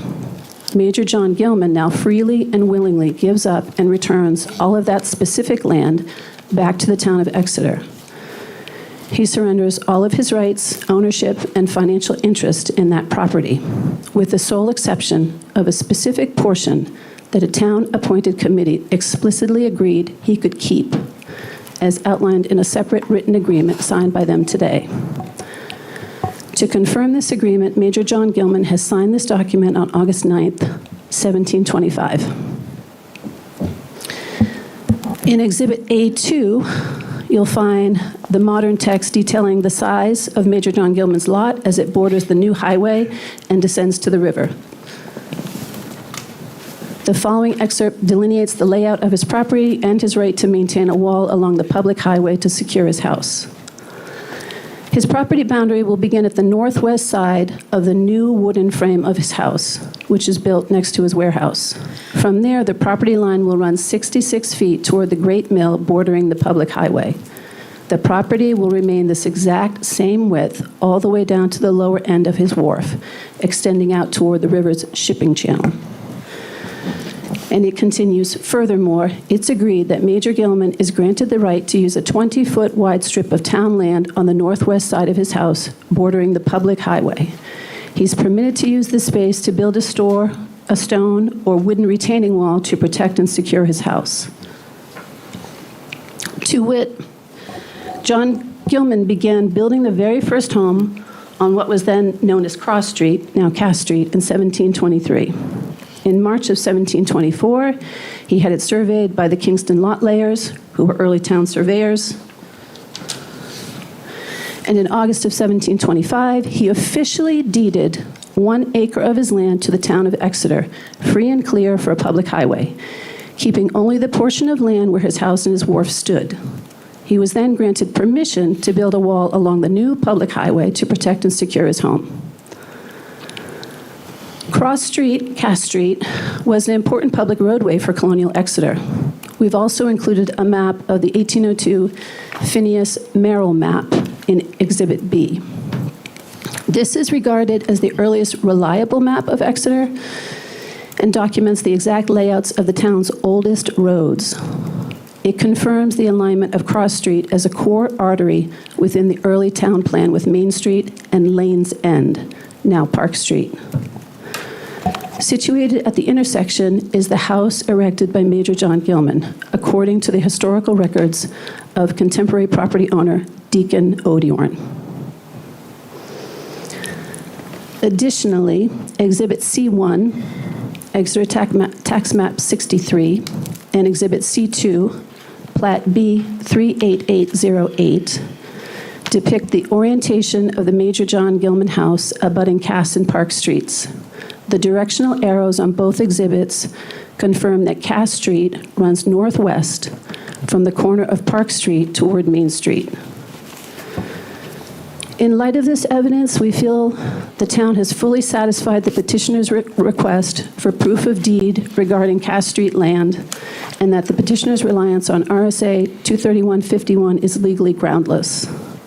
Cass Street is an active, fully constructed Class 5 highway. Because this thoroughfare was dedicated, deeded, and heavily utilized as a public way for centuries, its public highway status cannot be terminated.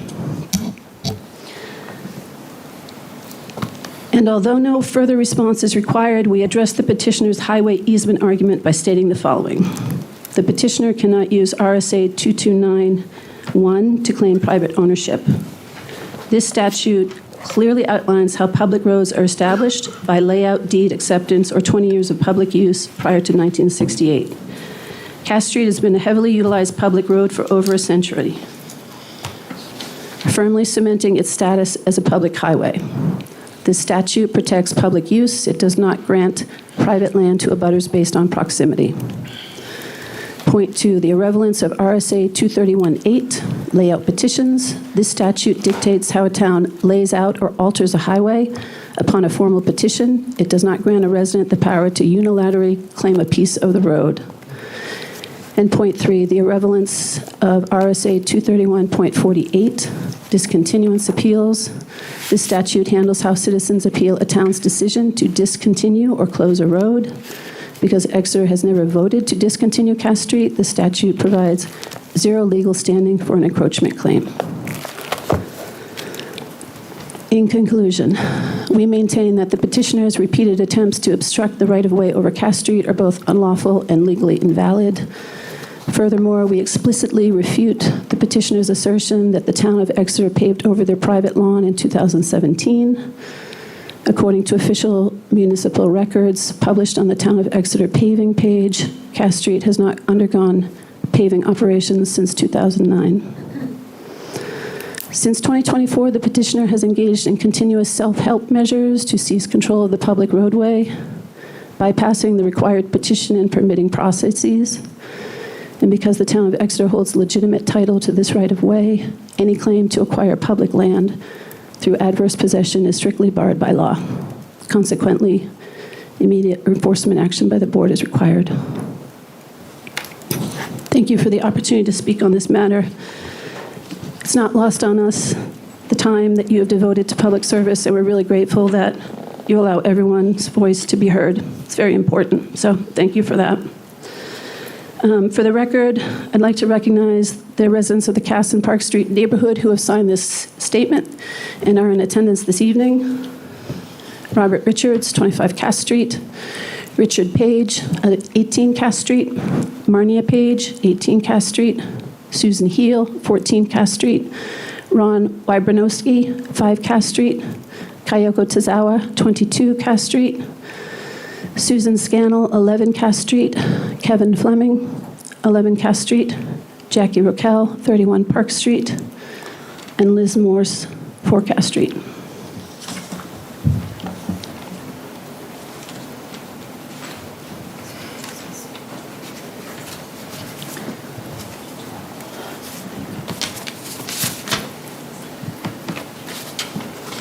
Thank you.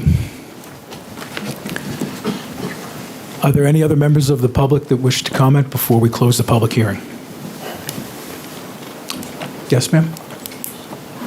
No, I'd like everybody to have a chance to go once. Thank you.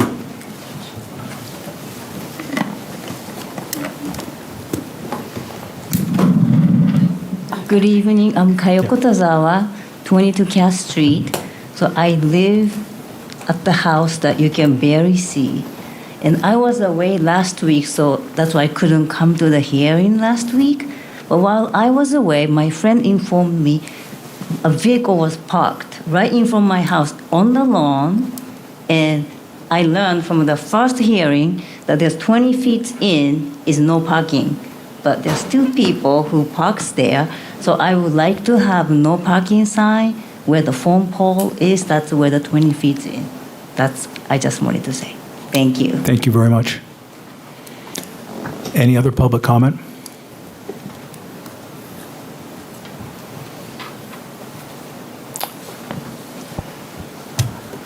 No, Selectwoman Belanger's coming right back, but I need a motion and full vote. Just get her hand. Nico. Okay. She has her hand up again. You have one last thing to say? I have a response. Okay, please. Are we speaking of the enforcement or safety as well? What is your responses in regard to? Yes, Mr. Papakonstantis, is that how you say your name? Very close, thank you. I would like to leave that up. Yes, I appreciated what Ms. Richards had to say. I don't think it was all accurate. One thing I would like to mention, I am stating that it's a highway easement and not a, I mean, of course, there is a public easement through this highway easement. I'm not sure everyone here understands what a highway easement is versus a town-owned road. I'm not disputing that it is a public road.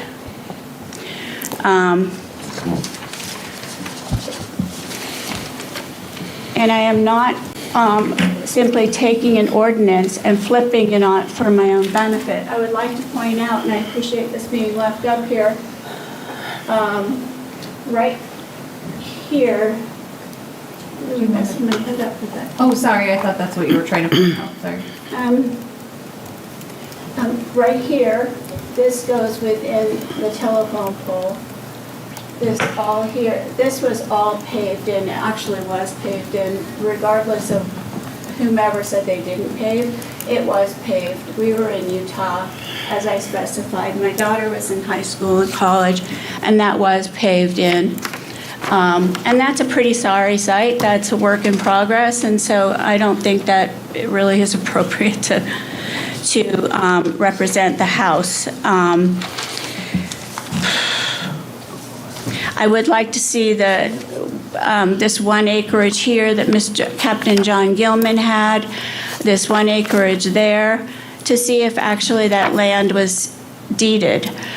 What is important when you are representing land that is out of a highway easement is to see a fee change. In other words, a deed change. And I don't think Ms. Richards has represented that. I don't know if anyone here, I certainly had not realized what a highway easement was until I spent the day in Concord at the Highway Department and talked to these people that live in front of their desks there. So that's what I have to say. I would like to see what she has to say on paper, Ms. Richards. I am, this road, be it a highway easement or town-owned, which it is not town-owned, it's a highway easement, these Cass Street houses, and we should respect, So I'd like to bring it back to the petition. That's what we're taking up this evening, and the board wants to Okay. deliberate. So specific to the petition, do you have any other final thoughts? regarding safety. Which we've talked about that in your other testimony. It's in the record. Yes, but you don't have the information that I have right now. Quickly, please. And Pam shared with me you were going to put some images up.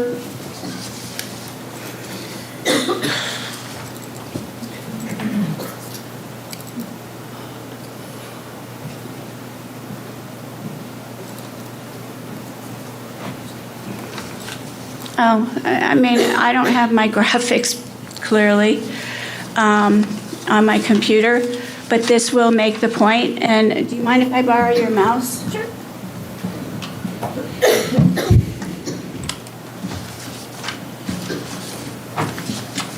I would like to share something with you. Accidents don't just happen in an isolated fashion. There is what they call an accident cluster. And it has a domino effect. Accident clusters. And in this particular cluster, we have where Jackie and Sally recommended a stop sign here. I think that's a really great idea. We also have this blind area here, which is 27 feet. And then we have this area right here at Summer Street where people barrel through, and I'm not the only one that has seen this. People barrel through, they blow off the stop sign, and they go straight onto Cass Street. And then we have, of course, Cass Street, which is 20 feet in width. And there are the Department of Transportation in Exeter and New Hampshire follows the American Association of the State Highway and Transportation Officials. It's AASHTO is the acronym. And with that, they state that a safe road has to have 2 lanes that are 10 feet in width, or at least one lane has to be 10 feet in width, with a shy, they call it a shy distance. And there's a young lady that works over in Ma'am, I'm sorry. I gave you a little bit of leeway here.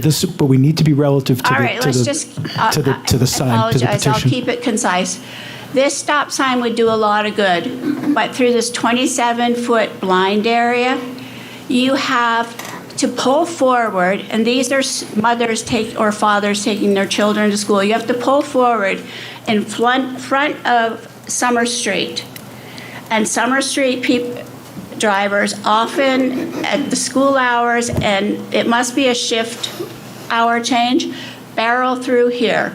That's T-boning is it is the accident which has the highest mortality rate.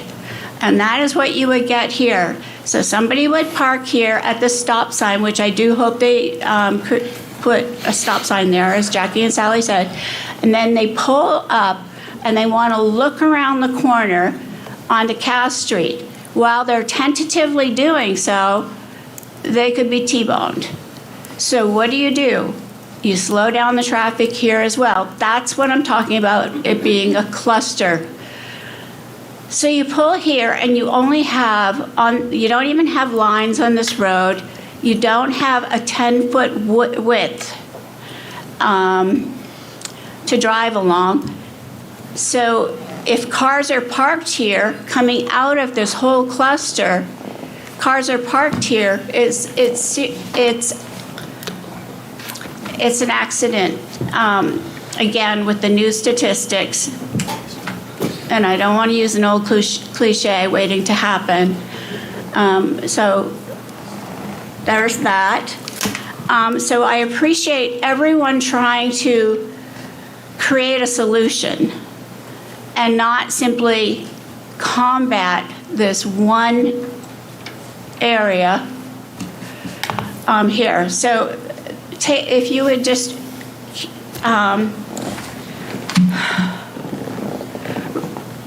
take into consideration, this is not isolated to these parked cars. It's not isolated to this one area. It's not isolated to the fact that people run this stop sign all the time. It's one big cluster. And regarding the encroachment, Ma'am, this is just on the no parking sign. I think we understand what you're suggesting for us to consider. So if you could come to a summary, please. in summary, I would have liked to have shared the encroachment. That's not for the public hearing, though, ma'am. But that's not for the public hearing, and I will submit, as Mr. Cronin stated, there is a paper trail. So it's a very, so anybody can go online, and what I don't think people are doing is they aren't looking online at the packets. Thank you. Is there any other public comment? Seeing none, I'd entertain a motion to close the public hearing at this time. So moved. Second. It's a motion in 2 seconds. Any discussion? Seeing none, all those in favor? Aye. Aye. Aye. Opposed? Public hearing's closed. The board will now deliberate on the petition at hand. Comments from the board? I'm happy to lead off, Mr. Chair. Please. I am not in favor of changing the parking regulations on Cass Street at this time. That's it. That's my comment. I will be voting on a motion, whatever that motion is, to not change the public parking on Cass Street at this time. Thank you. Thank you, Mr. Chartrand. That's basically what I have to say too, is based on the public input on this request, I'm not going to support any additional no parking signs on Cass Street at this time. Anybody else? I'm going to say the same thing. I know there's been a question on the other things, and I could speak to some of that, but as far as this petition goes, in this instance where we're looking at an ordinance, I have to agree that it's not, I don't want to change it. No, I mean, I think that I appreciate everybody being here. I appreciate the due diligence and the incredible amount of fact-finding that has gone into this conversation. And I think that there are some things that obviously have come up. I hope we will work to address them. And I am not against changing this ordinance either. Okay, thank you. And I too would just like to thank all you folks for coming for 3 public hearings, for offering your comments, your testimony, the hard work that everybody's done. All of the documents that you've submitted, we've all reviewed, and just much appreciated. There's no other deliberation from the board. I would entertain a motion to deny the proposed amendment to Section 101.2 of the Parking Regulations Ordinance regarding Cass Street, finding that the requested expansion of parking restrictions has not been demonstrated to warrant a permanent ordinance change at this time, and to further direct town staff to evaluate existing encroachments into the public right-of-way along Cass Street, including the extent to which those encroachments may affect roadway width, site distance, parking availability, and traffic operations. I would make that motion. Second. It's a motion and a second. Any discussion? Seeing none, all those in favor? Aye. Aye. Opposed? Motion carries 5-0. Thank you, everybody. Okay, we're now going to move to the next public hearing. Wadleigh Street, notice of public hearing pursuant to RSA 31:95B3A. Notice is hereby given that the Select Board of the Town of Exeter will hold a public hearing consisting of 3 readings in the Novak Room, 10 Front Street, Exeter, for the purpose of complying with the provisions of RSA 31:95B3A for proposed change to traffic control signage on Wadleigh Street at Forest Street. The first reading will be Monday, May 18th, 2026.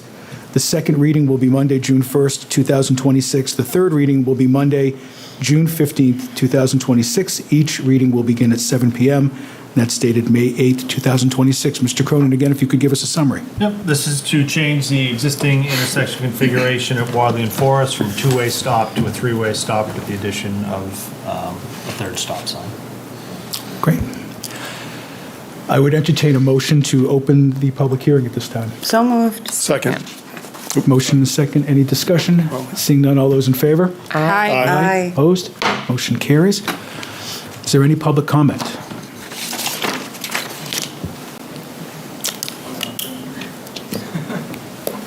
Hello. Hello, I'm Karen Dangora of 6 Wadleigh Street. I'm going to be brief. I value my home at 6 Wadleigh Street because of the quiet, the nice neighbors, the safety, and the peace I seek at the end of the day. Speeding traffic, ripping down my street is affecting these things I value. Wadleigh is the only direct entrance and exit to the Rose Farm 40 house development. Cars, trucks, vans, etc. speed down Wadleigh to the new development to work or to leave and return to their homes. Numerous crews work there daily. Also, people take the corner from Wadleigh to Forest Street without slowing down. It's a very dangerous corner for walkers. I hope you will consider a stop sign at the corner of Forest and Wadleigh to make it a 3-way stop and any other traffic calming measures. Thank you. Great, thank you. Any other public comment? Keep the Wadleigh people in the corner over here. Pete Nikitas, 5 Wadleigh. Been to the previous meetings. That's 4th Road is my driveway there. So again, we see all of this happening every single day, all of the horrible speeding and people taking turns too fast and not following even the stop signs that exist. So again, still a huge proponent of adding this additional stop sign, which I assume would be right by our mailboxes there. It's a shared driveway with 2 other homes. And then also 2 other thoughts on it would be the existing stop signs. I know we've already spoken about the one exiting Rose Farm. It's pretty set back, so if we could find a way to move that forward, I don't know where their property line begins, that maybe that's an issue with the sidewalk that's now there. But moving that forward, and then also if there's, this might be over the top because we want the stop sign, I feel like the stop sign would be great. But since people aren't following these stop signs, especially with the development, with all of the trucks going in and out, those stop signs that have the, like the flashing lights going around it, maybe as a temporary measure. I don't know those costs or anything like that. I know when I see things flashing, I tend to stop a little more so. I know when we had the speed limit signs out there, of course that slows things down temporarily. And then the last bit is, I know we've spoken a little bit about temporary measures in terms of a speed table or speed bump. I don't know what the process here would be for something going down that path. I would love to be a big part of that decision making, considering it would probably be right where our driveway is, where we do share it with 2 other homes and have a lot of people coming in and out of there. But again, the stop sign would be a huge measure that would help minimize the speeding, I think. If we could get the flashing ones, I think that'd be really helpful, but I'll settle for a regular one if that's where we end up. And then lastly, should this vote pass through, I still think there would need to be an enforcement timeline of, I know the police have been great in coming out there when we've reached out with issues in the past. I think there would have to be a tapered approach to enforce the new stop sign. I still see, even on my way here, somebody flying out of the development. Don't know why people don't stop at stop signs, but I think enforcing that further, especially if this third stop sign were to come in, I think that would be the real way to make it all come together. Okay. Thank you very much. Thank you. Just out of curiosity, do you know? Make it flash. I think you'd want to get some additional feedback from neighborhood regarding. That's understandable. Yeah, the flashing. Obviously, light pollution, you have lights flashing Yeah. in people's homes. Yep. They may have some thoughts on that. Sure. I think the high visibility signs, along with the stop bars, are going to go a long way. That's going to certainly make those stand out. We did look at the location of the one leaving Rose Farm. We're going to do our best to realign that. There are some challenges there with the sidewalk and the radius. We may have to work with them a little bit on that location or look at an advanced warning sign for that, but that's something we're going to continue to look into. Okay. We did look into speed tables as a temporary solution. The geometry of the intersection and how big it is, I think it's going to be challenging to put something out there without causing probably a tipping risk for vehicles during turning movements and things. So, that along with really trying to stick to the, I guess, the intent of the petition and not having notified everybody in Rose Farm that was an option on the table, I wouldn't recommend that we proceed with this at this time. Okay. Any other public comment? Okay, seeing none, I would entertain a motion to close the public hearing. So moved. Second. It's a motion and a second. Any discussion? Seeing none, all those in favor? Aye. Aye. Opposed? Motion carries. We'll bring it back to the board. I will say that, Mr. Cronin, to your point, the action the board will take tonight is regarding the petition. However, we've had some great conversations with all of you folks the last three meetings. The town manager's made some notes, Mr. Cronin's made some notes, so we need to stick to the actual petition, but we are very inclined to continue working with the neighborhood to see how we can improve some of your suggestions and some of the other suggestions. So while that may not be in the motion, we are committed to continue to work to make the area safer. So with that, I'd ask board members, are there any comments or feedback? Briefly? Please. I'm in favor of putting a stop sign there. That's it. I am too. It's needed. Yeah. Okay. Selectman Cowan? I go with the will of my colleagues and the evidence presented by the neighbors. Great. Then I would entertain a motion that pursuant to the Town of Exeter Policy 89-18, which is the requirement for placement of regulatory traffic devices and signage on public roads, that the Select Board authorize a three-way stop configuration at the intersection of Wadleigh Street and Forest Street. So moved. Second. There's a motion and a second. Any discussion? Seeing none, all those in favor? Aye. Aye. Opposed? Motion carries 5-0, and we're committed to work with the neighborhood, make other improvements. So, thank you all. Appreciate everyone coming out for these public hearings. It's been kind of nice to have a full room. Sorry. But we're making progress, so it's a plus side.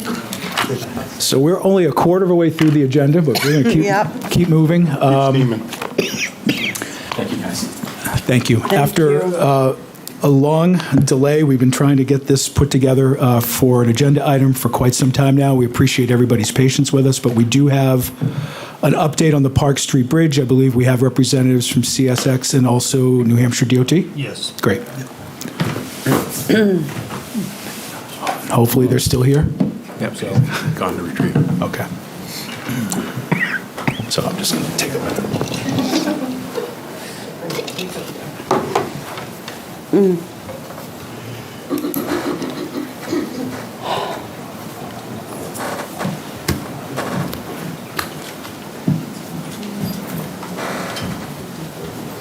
You don't. Place to sit. Thank you.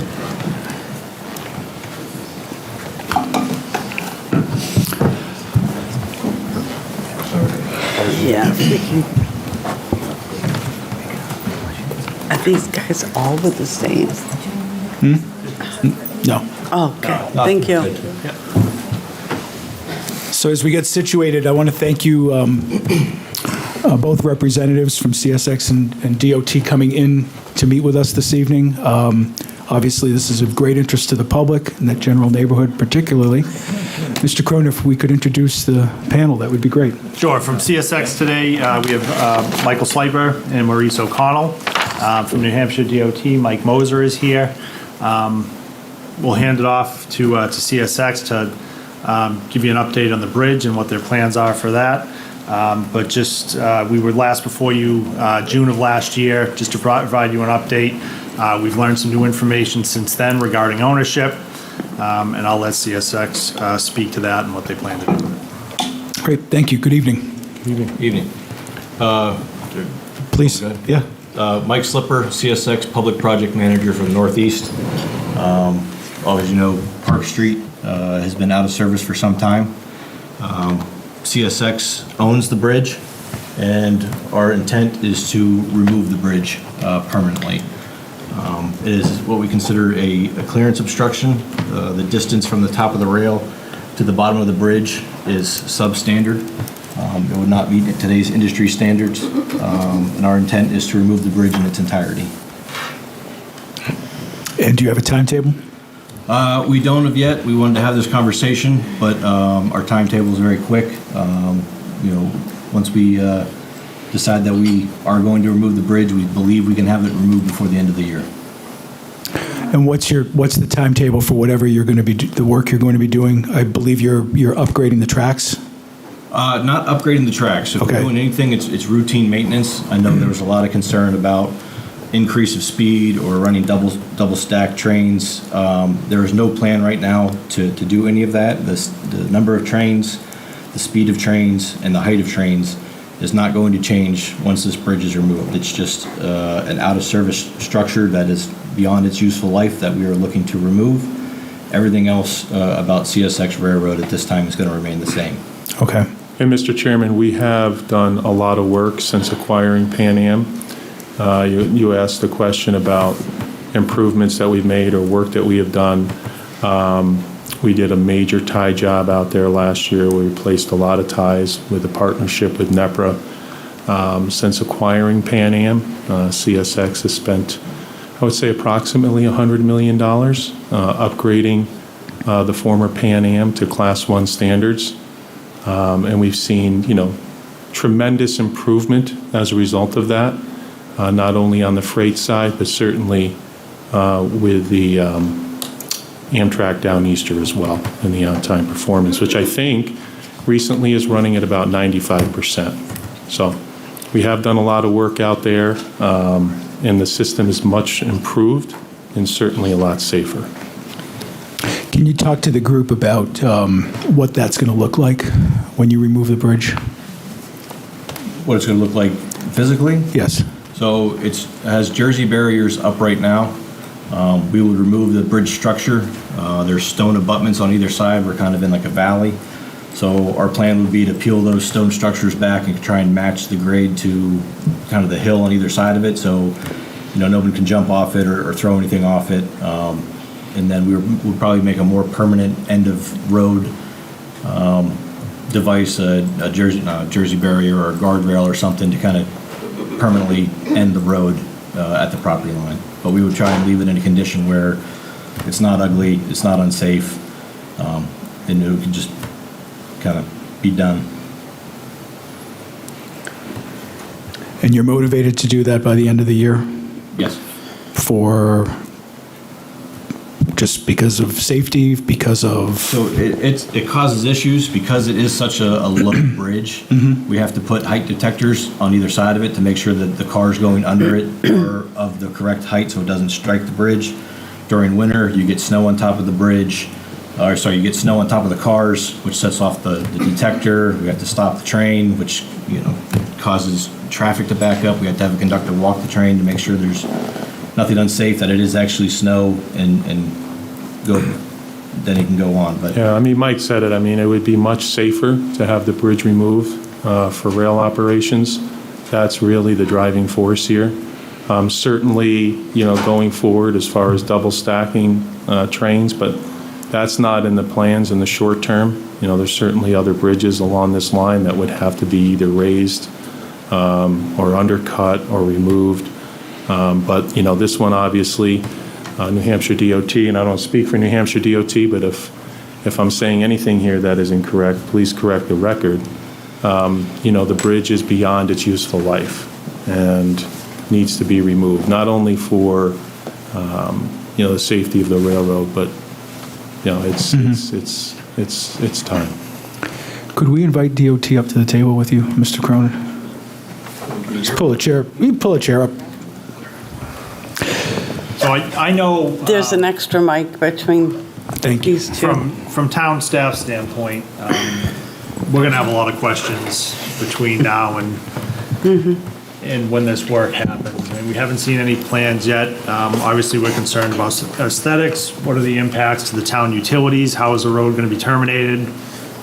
Impacts to abutting properties, a number of things. So, we're obviously looking forward to continuing conversations with CSX, but there are a lot of unknowns for us right now that I think we're gonna have to work through. So, just to summarize what I think I've understood so far, CSX owns the tracks. Yes. The bridge, I'm sorry, Yes. the bridge. Owns the bridge, even though that was in question. Yeah, so back in June, there was still some questions between both us and the town and DOT over who really had ownership of the bridge. The town was assuming that it was DOT. They've spent basically the better part of the year researching that and have determined at this point that the deed was never transferred to the town, even though that was the intent.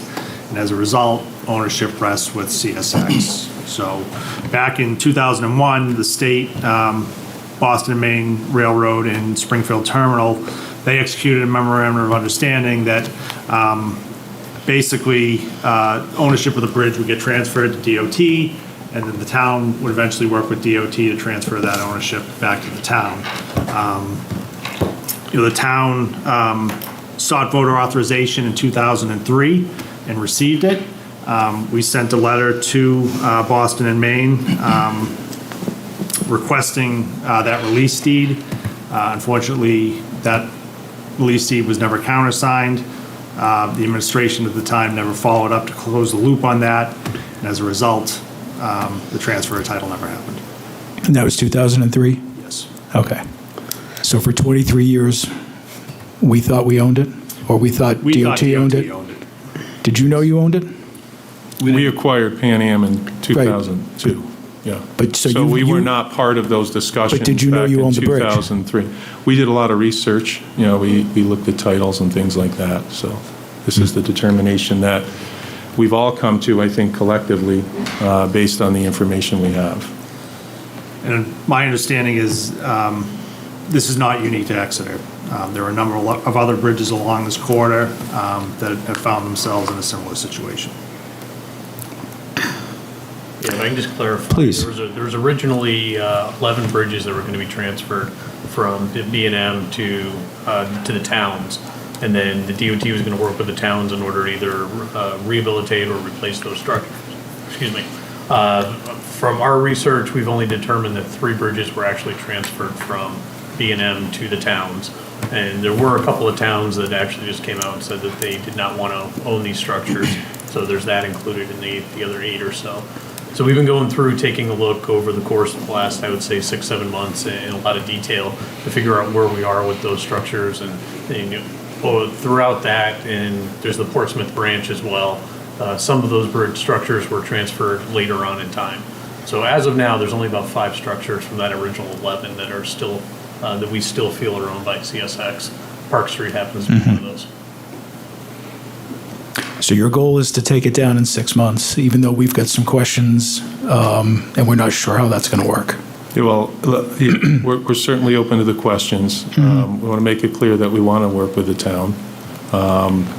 And, I think there's different ways that, that can happen in terms of, we certainly want to hear feedback from the town as well. So you'd be open to perhaps delaying it into next year? I think due to safety, we'd like to get it down as soon as possible. Mike did a nice job here outlining some of the safety issues and concerns that we have. We certainly think it's in everyone's best interest as a result of those issues to get it down as soon as possible. But understanding that the town might have some concerns, and we've made it clear that we want to work collaboratively with the town and New Hampshire DOT as well.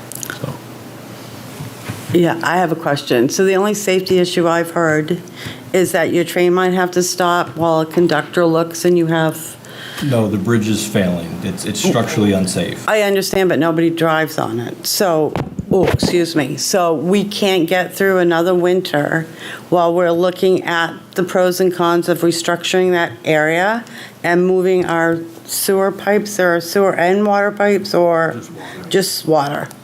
So I believe the water pipe is redundant, where if it was removed, it wouldn't cause any issues.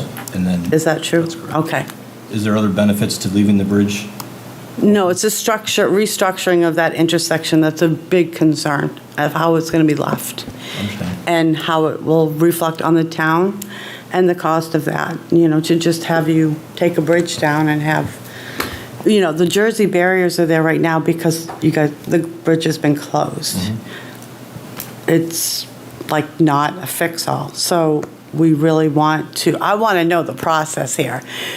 Who redesigns that intersection? Who gets approval? Who gets to review it? There's a lot of questions here.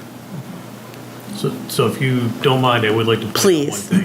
When we recommended that bridge be closed, there's a reason for that, and that's because there's cracks in the gusset plates, there's cracks in the clips that are holding the deck in place. Excuse me. Our recommendation is not to have anybody on it. I know there's still pedestrians using it, but our recommendation is not to even have pedestrians on it at this time. Okay. We get another winter where we're looking at 2, 3, 4 feet of snow that are on it, and I know we didn't get that this year, but 60 miles south, we did have 30 inches of snow at one point. That could be an issue with the structural. And I think too, we have to keep in mind, right, there's freight traffic running through there, and there's Amtrak running through there. Right, those are passengers on those trains. And I think, what I'm hearing from New Hampshire DOT is that some snow on that bridge and some other factors could really compromise safety. So we need to also be cognizant of what's going on the railroad tracks, and making sure that we're protecting the freight that we're moving through here, and that we're protecting the passengers that are moving through here as well. I understand the need to take a look at the other piece, but there's a real safety element here that we all need to be very cognizant of. Can I ask one more follow-up? Please, of course. How quickly could we see your redesign, what your plans are to take that bridge out, and how you intend to leave either side of the bridge for the town of Exeter to deal with? Fairly soon, but our closure is going to be removed of the structure and the abutments, and most likely a guardrail at the end of the street. We're not looking to redesign streetscape or anything like that. We're looking to close the bridge at our property line. So my understanding from what you said before was, I'm sorry, Mr. Chair, may I? Yeah, of course. That you were going to get it down to the street level, so it... Not the street level. So peel it back so it's a slope, right? We're not taking that entire stuff down. Yeah. We're going to make it like a slope so it's not unsafe. That's not how my apologies, that's not at all how I understood your When I said explaining what you were doing. so we're not going to be removing like all that dirt down to street level. We're going to be removing the structure and kind of making it safe and clean to match the existing grade of the hill. One more, I'm sorry, No, if I that's could, why we're sorry. What's the property line of that bridge? Where does the CXS responsibility end? I mean, is it like at the top of either side of the wooden bridge, or does it go down a ways? Can anyone? I'd have to look it up. I believe it's a little bit wider than what the current span is. So where that do not enter sign is, the red, right there. Kind of where the So you think where the paving changes? Yeah, where the pavement changes. I think that's close to where it ends. And it would be the same on the other side as well? Okay. I'll let other people ask questions. Thank you for letting me follow up. Mr. Chartrand. So for me, this game ended for the town in 2003 when we didn't follow up. And we don't have a lot of recourse to stop you from removing it. So my concern is coordination with our Department of Public Works. Do we get a commitment from you tonight that you will do that coordination? Yes. Thank you. We are committed to working with the town. For instance, if the town wanted to, or New Hampshire DOT wanted to build a pedestrian overpass over that, that's something we would certainly work with the town on. So we're open to having discussions. But, this current situation needs to be addressed. I hear that loud and clear, Yeah. and you are the owner, and you have the right to do that in my mind. But I would ask for the courtesy of that coordination and the removal. I love the fact that you're willing to coordinate going into the future if the voters of the town express an interest in having some kind of pedestrian overpass. Thank you for that as well. I wasn't even And that's asking something we that. would certainly work with you on, but we don't fund those type of things. I understand But that. we would certainly work collaboratively, and Mike Slipper to my left here, he's in charge of our public projects group and works with communities, throughout the Northeast on initiatives like this. So this is not new to CSX in terms of working with communities when you desire to do something different along our railroad. And I appreciate your reassurance on that. Thank you. Thank you both. To that end, Mr. Cronin, or to you, perhaps both of you, what would that look like to build a pedestrian bridge?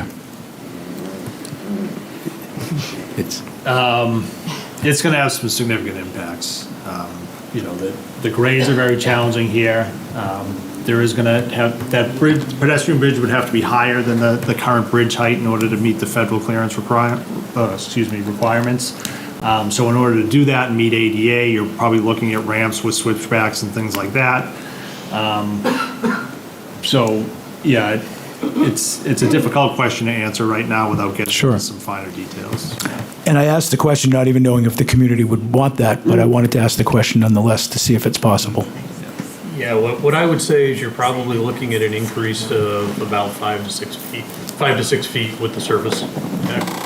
Traditionally now, we've been using beams underneath, which would make that higher. We could look at putting a truss back there, similar to what's there now. But again, we'd probably be looking at going up about 5 feet. The Oak Street intersection would be a real challenge to make that work. You'd be looking at some type of retaining walls there and some type of reconfiguration. I don't know about how quickly we could get it down when you get to Cass or Summer Street, how that would be affected. Great, thanks. Members of the public, please feel free to come up. Oh, I'm sorry, Selectwoman Gilman. I'm just curious from the CSX fellows, is the work to take that down going to involve any federal money? Because there's circumstance of that. No, that would be just internal funding. We wouldn't seek any additional federal funding or anything. Okay, thank you. Now the public.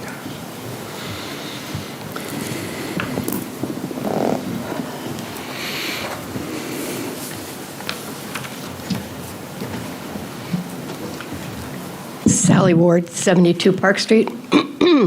I do have a long list of questions, but many of them have already been answered. And let me just say first that I appreciate the board's having this conversation. I appreciate CSX and DOT coming to our meeting and that you had to wait so long to hear from us. So several of my questions have already been answered, but I do have some remaining questions or concern. So let me put it this way. I don't want to appear that I'm standing in the way of progress, but on the other hand, there are different definitions of progress at play here. One is what's progress as far as CSX is concerned, and the other is what's progress in terms of what the community and the quality of life in the community is. And I think that those concerns, if I may put it this way, are conflicting right now. So let me just ask, the closure of the bridge, regardless of what the future is, in my opinion, the closure of the bridge has been detrimental to the community. It's increased traffic. It has cut off the west side from the east side. It's created safety concerns because safety vehicles can't get from the east side to the west side easily if there's a train that's coming through town, et cetera, et cetera. So we know what those issues are. I'm disappointed to hear that this is really a fait accompli as far as CSX is concerned. And I wonder, I have two really, I think, bottom line questions. One is, why has CSX not considered replacing the bridge? So your strategy is to get rid of it, but why not replace it? I understand that it can't be rehabilitated because it's not in shape to be rehabilitated. So I'd like to know that. And I also want to know, I understand about the ownership of the bridge and the ownership of the railroad track, obviously. But the question remaining to me, which is critical with what you're planning to do, is who owns the road? And who has the authority to sever Park Street if the bridge were to be taken down? And more generally, who has the authority to make such a cut in any long-standing road in town or in the state? And beyond that, I have concerns about how this process of coordination will unfold, and what the continuing opportunities for the public to be involved are. And I mean, it's my position is I want there to be a bridge there, and I want it to be a full bridge, not a pedestrian bridge. A pedestrian bridge would be better than nothing, but I have those questions. Yeah, we don't build highway bridges. Obviously, we're a railroad. I mentioned the investments that we have made in New England over the last 4 or 5 years.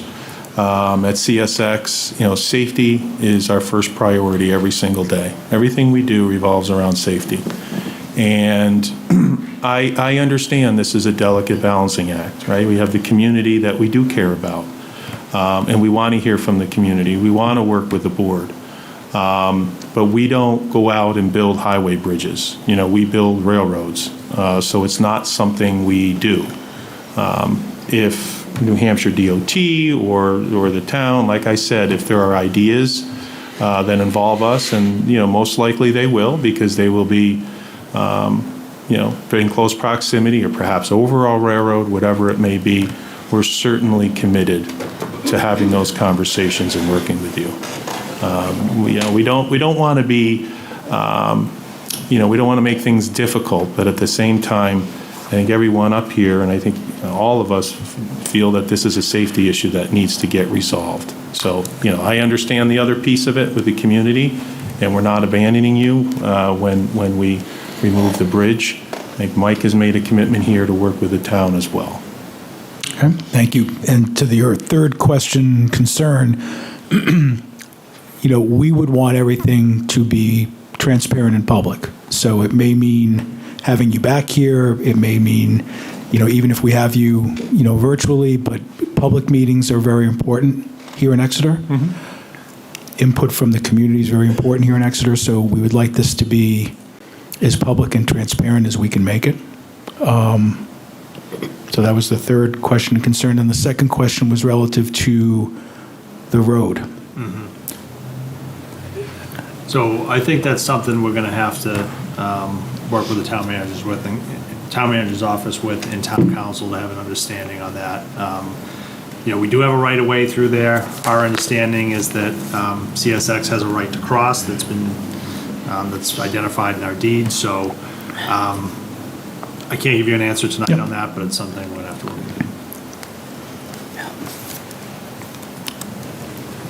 at. Any other members of the public?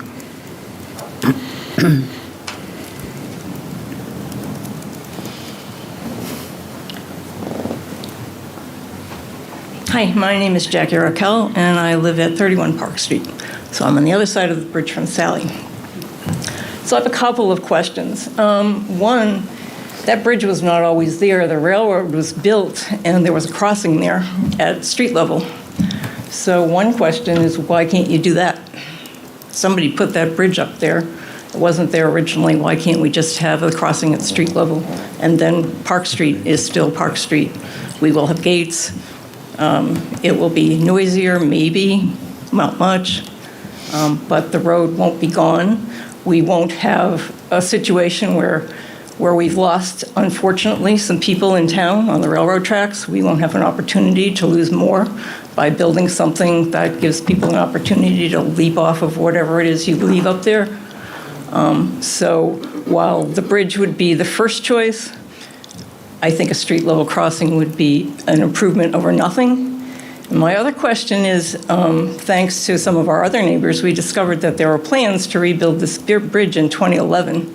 And There was a cost estimate for it, so I assume there were plans for it. So if we could rebuild it in 2011, and the reason it wasn't was some federal funding changes that happened. So if it could be done in 2011, why can it not be done now? Thank you. Thank you. So I can answer the portion of making this an at-grade crossing. So CSX and the federal government are against adding any new at-grade crossings. Anytime you have a crossing, there's opportunity for a train vehicle interaction, a train pedestrian interaction. So normally we push to grade separate and not re-add crossings at grade. So CSX will not entertain making this an at-grade crossing. That doesn't seem like working with the town. Yeah, as I mentioned in my comments, safety here is paramount, right, to whatever we do. And, putting the public, at a grade crossing there is just not a safe alternative. That's why, I mentioned maybe a pedestrian overpass or something along those lines, but we do not think that is a safe alternative to what's there today. And can you anybody answer the second question? Okay, everyone's looking at me, so. So our understanding is, yes, that there was a preliminary look at a bridge, and based upon the increased vertical requirements that we needed, as I spoke to, going from the 17.6 to 23, it became very problematic in order to get the tie-ins to work on the side streets. So I believe at that point that plan was abandoned and was not moved forward. Was that DOT that was looking at that? I believe the town hired SEA as the consultant to take a look at that. And I believe it was an LPA project, but I'm not 100% positive on that. Okay. What I will say is, from the department standpoint, Commissioner Rodriguez made it clear that he wants us to work with the town of Exeter and CSX to get something that's going to work for both sides of this. The original agreement that we had in place was, we would replace the structure, and at the time it was a 90-10 agreement. 90% of it would be paid for by the state and federal funds, 10% from the town. We are, again, open to looking at that type of agreement again. The issue that we have is, I don't know if everybody's aware of the way the 10-year plan works at the DOT, but we're in the process of finalizing our projects for the next 10 years. It's in the legislature for review right now, probably going to be approved in the next 6 weeks or so. Once that gets approved, it's 2 years before we get into that cycle again. So more than likely, if we do this, we're going to be looking at something in 2037, 2038 before we'll have the funding to do that. Now, I will say that there is a new transportation bill that's coming through Congress right now.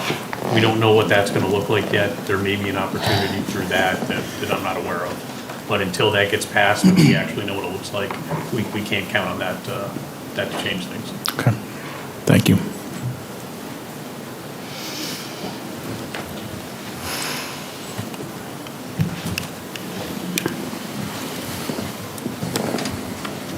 Hi, my name is Rebecca Winter. I live at 12 Locust Ave, so on the opposite side of the bridge.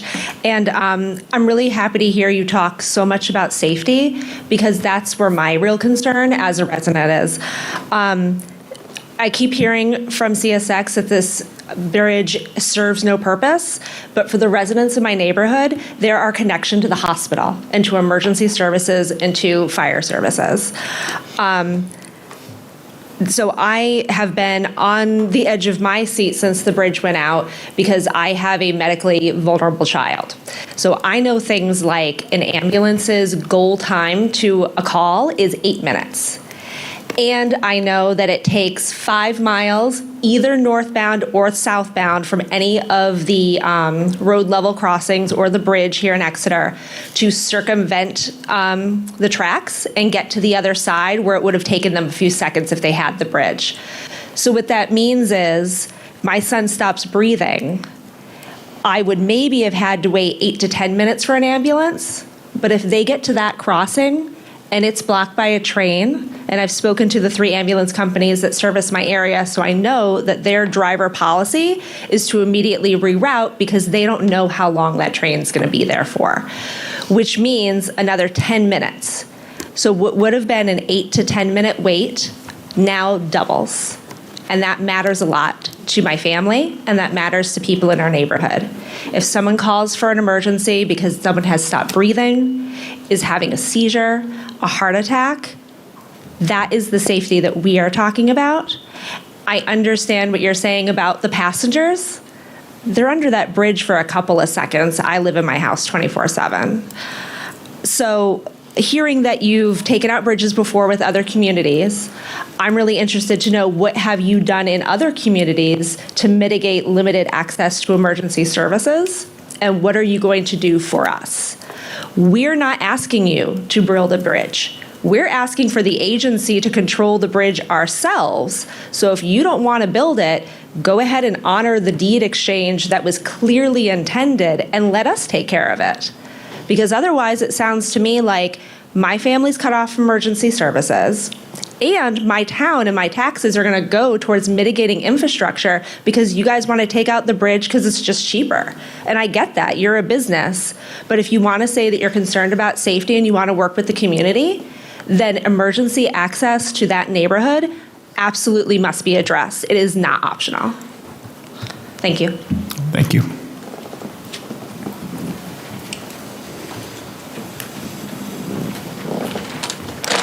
My kids and I created a sign. Save our bridge. We moved to Exeter recently. My name is Megan Raimondo, Dr. Megan Raimondo, and I live at 71 Park Street. My purview and interest in the bridge has to do with education and community. I chose Exeter because I could walk everywhere. My husband and I came here within the last 5 years. We fell in love with our neighborhood. We fell in love with the people within our neighborhood and my neighbors, and the kids in our neighborhood as well. My children are sitting in the back row. We loved going to kindergarten the first day of school for Marie to kindergarten by walking across that bridge. We marked every horn blow with an absolute adoration of, wow, we went into, 1750. And we have a New England community that we're in. We loved it. And for that reason, we didn't want to see our bridge go away. And that's why we came to talk tonight. The school community, the neighbors, their kids live on one side of the bridge now, and we live on the other. They have a pool, we have the park. Park Street itself is a historic thoroughfare for Exeter. You're cutting it off. You're cutting off where the trees were trimmed and thrown down the river and harvested and brought up on the back of trolleys and carts, horse-drawn carts, carried over up the hill of Park Street and brought into the other part of the town to make the post and beam homes that we live in. I feel you, CSX. I feel you every night as my post and beam house shakes as you go down the street, the tracks behind us. There are people who have built their homes within 15 feet of your tracks. We had planning built around all of your tracks. This town is planned around your tracks. You take our road out, you take the ability for my children to walk to school safely. Now they have to be on a state highway, 27, a route, to get to school. I can't trust your train trestle bridge. Now, you say, they have to go all the way around. All of that traffic that was split between Park Street and Cass or Summer, those streets coming off of the waterfront, now they're all coming through the waterfront on narrow streets where people are fighting about where they can park and why we were so late getting to this topic tonight. So I venture to say that the historic neighborhood needs to be considered in the DOT's consideration the town select board and everyone here is worried about it. I've said enough. Thank you very much for listening to my rant. Thank you.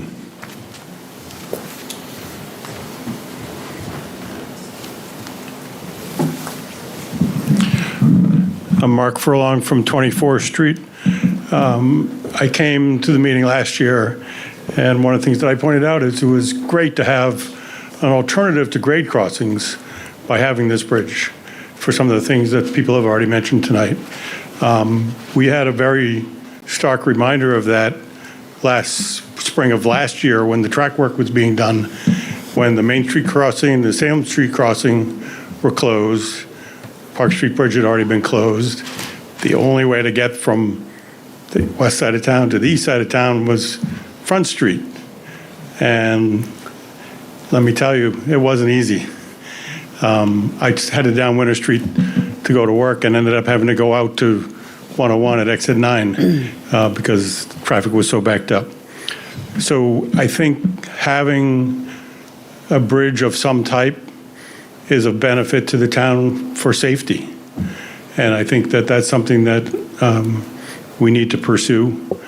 I'm not sure exactly what avenue that needs to take based on what I've heard tonight. But I think we need to think outside the box. You know, so if a new grade crossing is not on the table, then a bridge design that's unique needs to be considered because that's a very difficult, challenging topography there. The Oak Street, Park Street intersection is a big challenge. It's a little bit easier on the other side, but maybe some type of lift bridge. They're used in many other parts of the world to cross tracks and waterways, and I've seen them in my travels. There was one more thing that I was going to say is through some research that I did find that the select board had signed the deed at a meeting, and I'll look up the date. I'll go find it. But then I didn't have enough time to pursue what happened after that. But apparently, it didn't come back signed. That was what, 2000? Would you say 3? 3, I think. Yeah, I think what we heard is that it was signed by the town, sent off, and no follow-through was done by the town to get it back. So it was never completed, if I understood That's how correctly. I understood it. Mr. Cronin, is that Yep, correct? that's my understanding as well, yes. And then the other thing that I would request is there's a lot of folks here tonight from all the streets that make up the Park Street and Oak Street neighborhood, and we want a voice on what happens going forward, and we're going to keep showing up. Thank you. Good, and you do have a voice. Yes.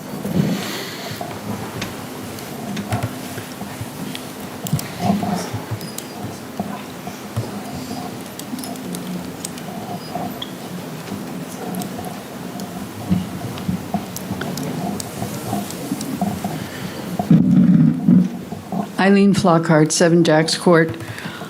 I'm going to talk about trains and what magical thing happens when kids can hear the whistle.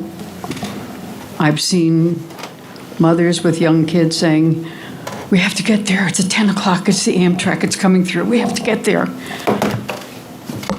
All of my children, many children in the neighborhood here have, yes, trains can be an annoyance, can slow you down, can do this, but trains are magical and they take you places. And when you hear it, the kids can think about, well, we could get on the train, we could go to Maine.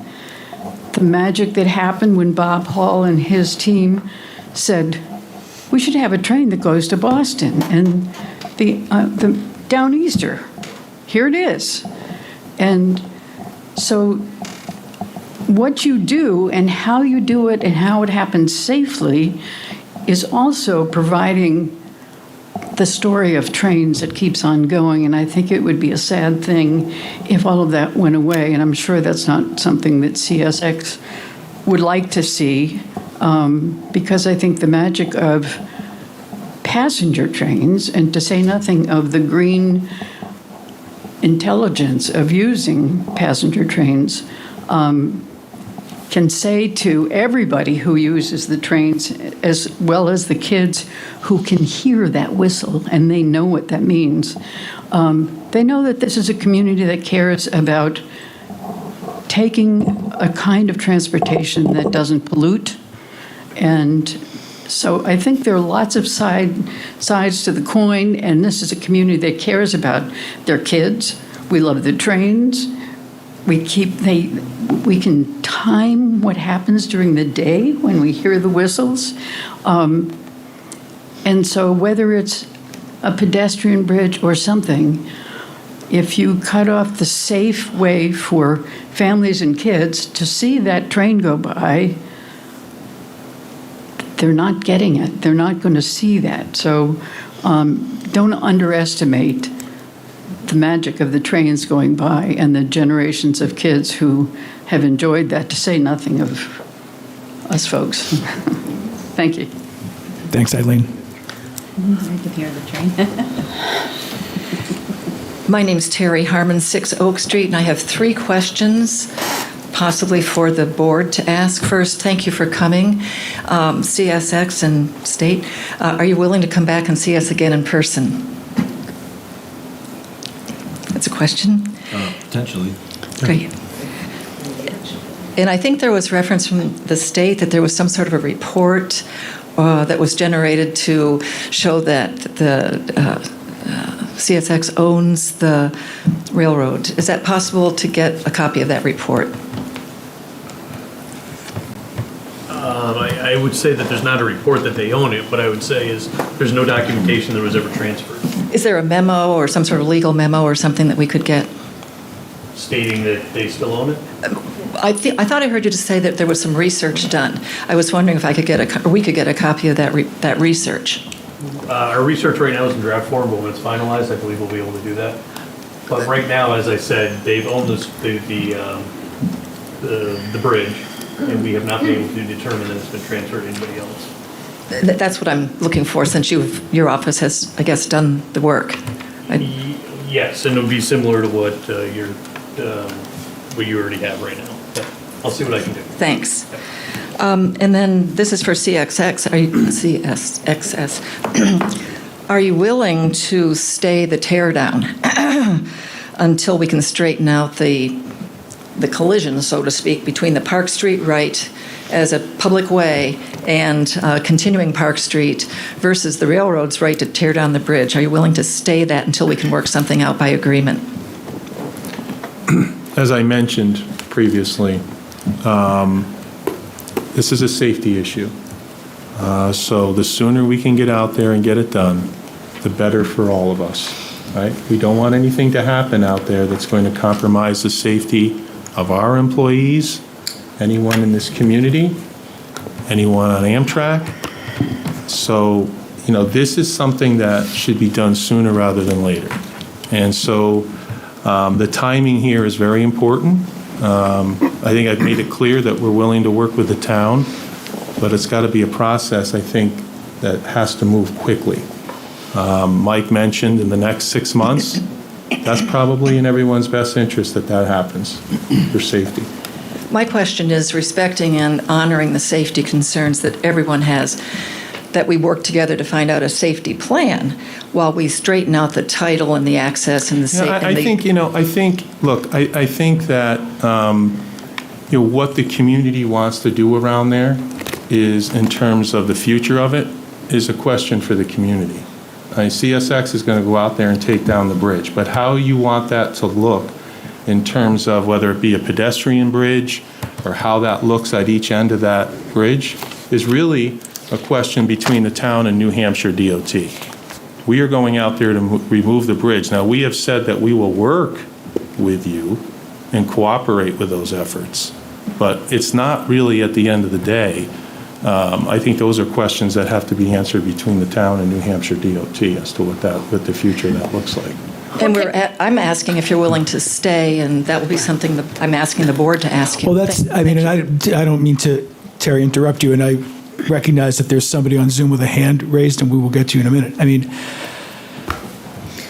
I understand what you're saying. And I understand your concerns about the safety of your employees, your cargo, and your passengers.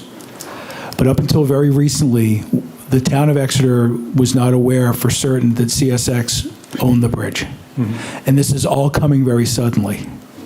And we had a meeting approximately a year ago, Mr. Furlong, you alluded to that meeting, where we had somebody from DOT here, we had Mr. Cronin, and there were a lot of unanswered questions as to who owned the bridge.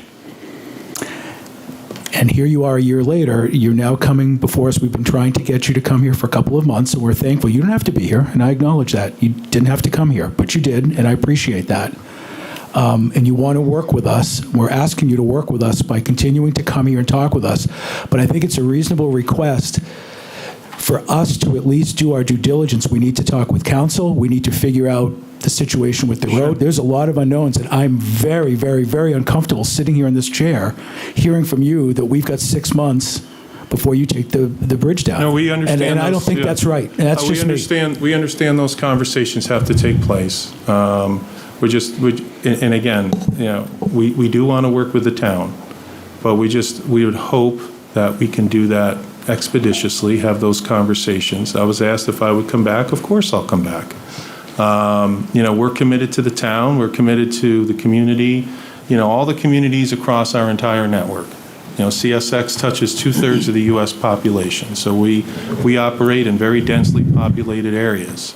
We have a whole team set up here. The team's here in front of you tonight. And you're right, we didn't have to be here, but we want to be here because we want something that's going to work, obviously, for CSX. But, some of the questions, I think, in terms of, what that looks like going forward in terms of, those things are sort of out of our control. So I don't want to, I don't want to mislead you either that somehow, we want to take the bridge down. We'll share those plans and work with Stephen and others. But, Mr. Chairman, you have our commitment that we'll work with you.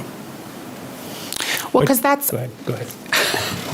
I mean, I think my head I feel like I'm being totally gaslit right now, and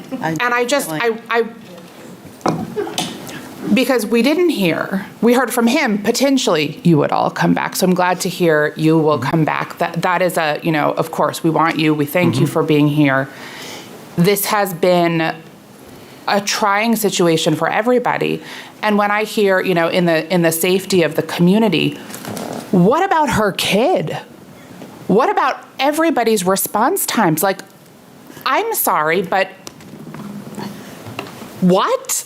And I remember being here wondering what was going to happen, how we're going to address this. And I appreciate you showing up. But this is our community. You all have so many other responsibilities. That is a reasonable request from Terry Harmon to stay this until we actually figure out what is going on. That is a reasonable request to say, hey, do we want to own this bridge and figure it out? That is a reasonable question to ask. And I am not going to stand here in front of my constituents and let you say that to us. So I'm heated. We're all heated. Yeah. We're tired. I don't want to make any decisions at, 8:55 after we've been here for 3 hours. But let's be real, friends. We're not going to just say, okay, sure, take it down in 6 months. No. Can I just? Molly did fine. I don't need to add to it. And if you want to put a bridge up there, well, we'll certainly work at with you. least talk about it. Yeah, tonight, that's there's right. no decision to be made tonight. Right. You're There's here not. telling us what you want to do. We have our community here, right? We're the board. You own the bridge. We're asking you. You keep saying that you want to work with us. We can't make a decision. We need to do our due diligence. You want something done expeditiously. I want to do our due diligence. Sure. Understood. Okay? Yep. Because the 5 of us were elected to be here to represent the legislative body that's sitting behind you. These are people, these are our neighbors, they're our friends, this is our community. So it works both ways. You want to work with us, we'll work with us. We need to do our due diligence. And I'm sorry, but I cannot sign on to doing anything expeditiously until we know more. And I appreciate you being here tonight. But I agree with you. I feel like we're getting a little, you said gas, I think we're getting a little hosed tonight. And I just want to have more on That's paper certainly in not front our of me. intention. We understand that you need to do your due diligence. We understand that. We're willing to work with you through that due diligence. We understand that the community has some concerns here. I think from the opening remarks, they said, we're willing to work with you. And, we understand that's not going to happen in a month. It's not going to happen in 2 months. There's going to take some time. So, we'd like to get it down for the reasons that I mentioned.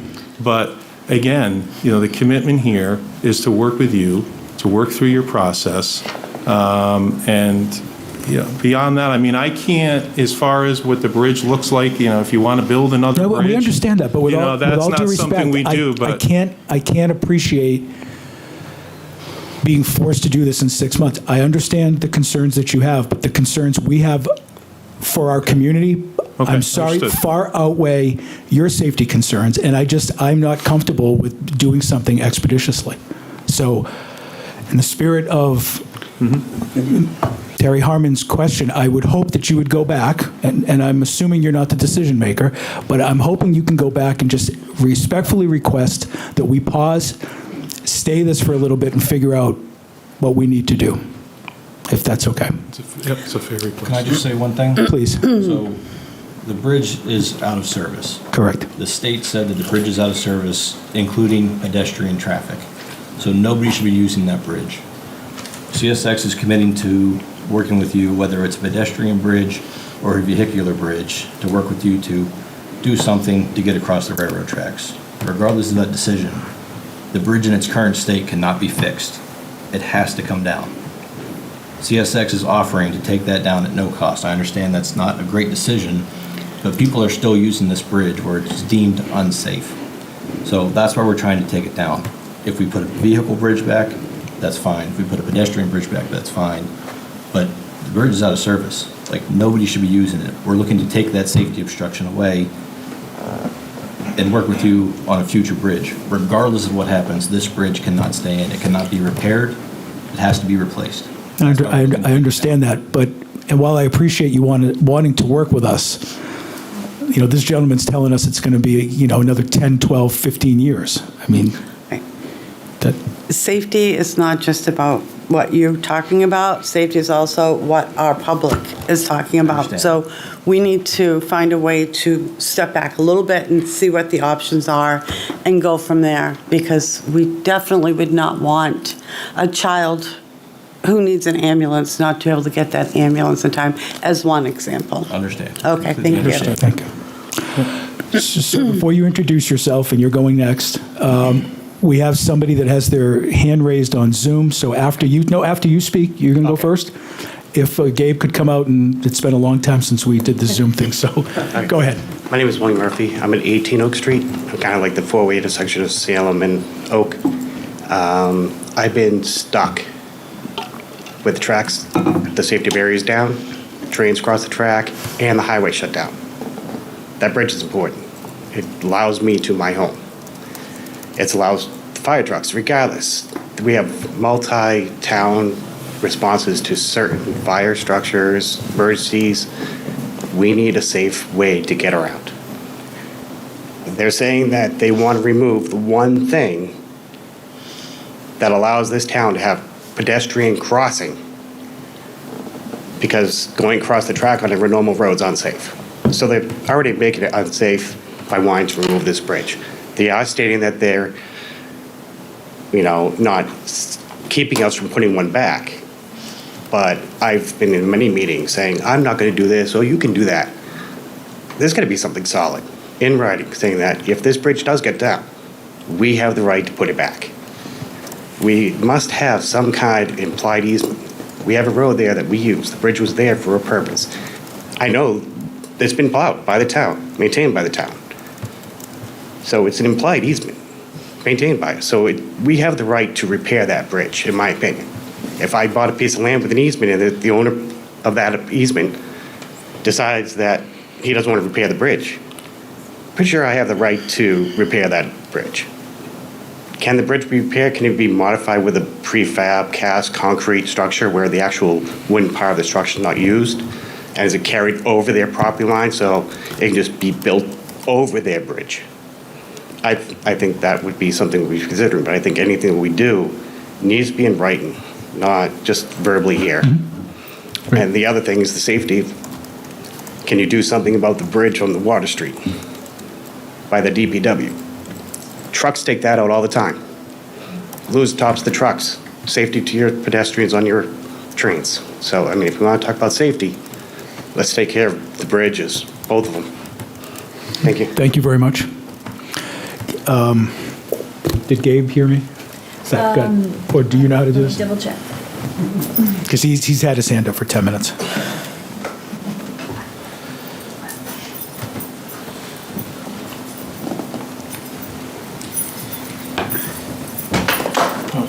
Hi, folks. Can you hear me all right? Yep. Can you just Hi, my name identify is yourself and give your address, please?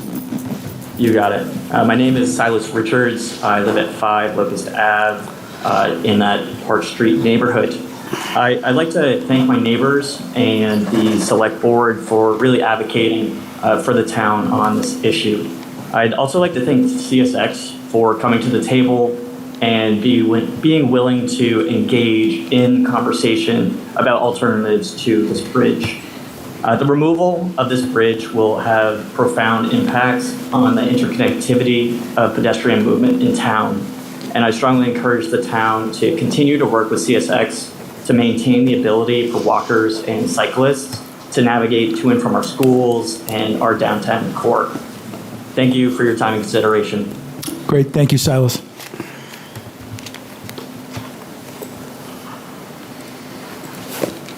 Okay. Step up, please. Hi, I'm Joel Schonder, 93 Park Street. Thank you to so many people who are asking so many of the questions on my list. But I do have a couple more, and I want to start by going back to if it's the public road or right-of-way to cross. The road did predate the railroad by my understanding multiple hundreds of years. And I think what I'm understanding is that the CSX is willing to work with the town to put in some new bridge after the current one is removed. Is that willingness due to the fact that the town has this public road there, or is it a more general purpose willingness to work with the town to have, say, multiple places where we have non-at-grade crossings? Because you have to go most of the way to Plastow, and you have to go out to 101 if you want to. And I guess I shouldn't assume you know where Plastow is, but it's quicker by train than it is by car. But you know, if the federal standard is no at-grade crossings, and the at-grade crossings, the non-at-grade crossings are not going to be replaced, where the town is certainly left far worse off than it's been historically. And it's always bothered me that we have, only one bridge, and it's only a one-way bridge. And there certainly are other places that would probably be more convenient to have non-at-grade crossings because you don't have houses that have been there for multiple hundreds of years right up against the roadway. So I don't know. So I guess my question to CSX is whether the willingness is a bridge of whatever kind at this current location, whenever in the future money comes along that can be come up with, or is it to work with the town to have additional crossings potentially? And I guess I'll let you answer that, but I will, I think before, I did want to just get one point of clarification from the meeting that was about a year ago. My recollection was that the representative from the state at that time said that it was actually the town's fault that the deed had never been transferred, and that they had made repeated attempts over many years to get the town to say, are you ready to transfer this? And the town always said, no, we are not ready for this to be transferred. And that seems either my memory is faulty, or this is obviously at odds with pretty much everything everyone has said tonight. And so I just want to bring that up if that is something that other people remember. And I know obviously we can go back and look at the records for that. But it sounds like, in fact, the town did everything it could have, and other than, I guess, it sounds like there was no interaction necessarily from the state after the town voted to accept deed to the bridge in 2003.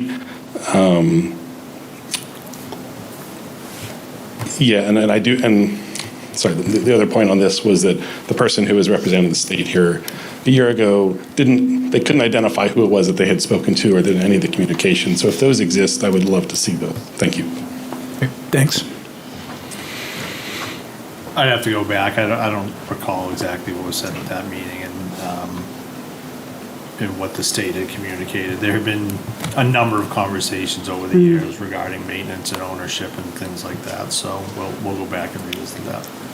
Thank you. And the other thing that I'll say is I know Ms. Avenant was here, and at that time there was an understanding of how the ownership we thought was transferred, and then after that meeting, we realized that things were different. We had signed an agreement. The state signed an agreement with B&M as to how we were going to move forward with the 11 bridges that I mentioned. We also signed an agreement with Exeter, indicating that you guys would accept ownership, and then we would, work on replacing the bridge down the road, which you guys did follow through with. I give you credit for that. But obviously, we have this letter here indicating that it did not go through from B&M. So I think it's more of a learning experience where we're finally getting all of the information that we did not have a year ago. Thank you for the clarification. Mr. Chair. Please. Could we get an answer to that question that he asked as to whether your willingness to work with us is based on our having a right-of-way with that Park Street, or is it just sort of general benevolence? Like I mentioned, we work with a lot of communities across our network, and understanding, the feedback we got here tonight, is we would work with you in general on something like this. A bridge would have to be built, either by the town or New Hampshire DOT. That would involve coming to us with plans. We review those plans. The same with the pedestrian overpass. But, we do get approached on projects like this across our network, and we do work with the communities that we operate through. So, yeah. I tried, Joel.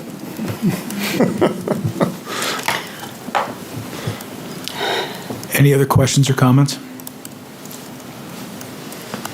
Please.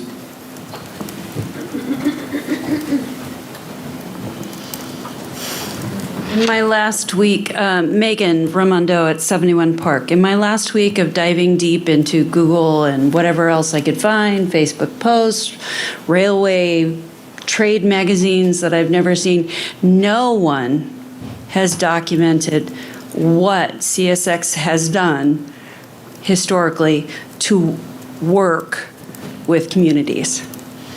I see profits. I see expectations for the global or the trade market of railways. I see big CEO comments being flagged as Premier so-and-so talking in Manhattan about blah, blah, blah. I do not see any documentation of how CSX has worked with communities. So on behalf of my children and my husband who can't be here tonight, and for my neighbors that I'm sitting with, I hope you do a little bit more at explaining what work with communities means. And I hope you do come. I could be here next week at 7 o'clock. We can't. Any other questions or comments? Please. Mark Furlong, 24th Street. I remembered the other item that I was going to bring up. From the June 30, 2025 Select Board meeting when Mr. Cronin and a representative from New Hampshire DOT were here, one of the things that was discussed was that this bridge has historic significance and that any effort to remove it would require both a historic study of some type, I don't remember exactly what type, and also an environmental study. I haven't heard anything about that tonight, so I'm curious as to if that's still required. Do you know anything about the history? The reason I asked about whether or not there was federal money involved was for just that reason, that if there is, then they're required to have an archaeological survey done, and a historic preservationist would look at it also. Since there is no federal money, then no. There it is. There is a study, and I wanted to ask you this, that it was done in 2003, and it was a historical review or survey of that bridge. Yep. And at that time, this is 2003, I believe, the documented owner was DOT. And I'm just wondering if this survey was part of the conversation in the linear progress of who owns the bridge. I can send you the document. No, I hesitate just for a second because, as I said, there's been a lot of research that's been done recently, and I can go back and I can show you bridge reports for the past 15 years where the owner's listed as New Hampshire DOT. And I can talk to people in bridge maintenance who will tell you that we own the bridge, and it wasn't until, as I said, probably about 7 or 8 months ago that we really determined that we were not the owners. And I did want to follow up just quickly, as you said, if there are no federal funds used, as you said, we don't have to follow the Section 106 process. In addition, because CSX is willing to remove this, we wouldn't be using any state funds either. So we would not be looking at the New Hampshire 227 historic provisions either. So neither one of those. But getting back to it, there's been a lot that's learned, and like I said, within the last year in particular. Thank you. And there was an environmental component to Mr. Furlong's question. Can anyone answer that? What was the question again? Mr. Furlong, could you just repeat the second part of your question? I believe it was a requirement to do an environmental study before the bridge was removed. Again, we won't be using federal or state funds, so that requirement is not, we don't need to do that. Did you hear his answer? Okay. Hi, my name's Jessica Lepler. I live at 27 Park Street. This has been a fascinating conversation, and I learned things from the previous conversation that I did not know about Wadleigh Street and Cass Street. And one of the things that was mentioned there was the right to close a road, and they could not close a road according to what they were Kelly mentioned. So I just wonder about that right, and whether the owners of the bridge have the right to close the road based on the provisions that were mentioned in the previous two conversations ago.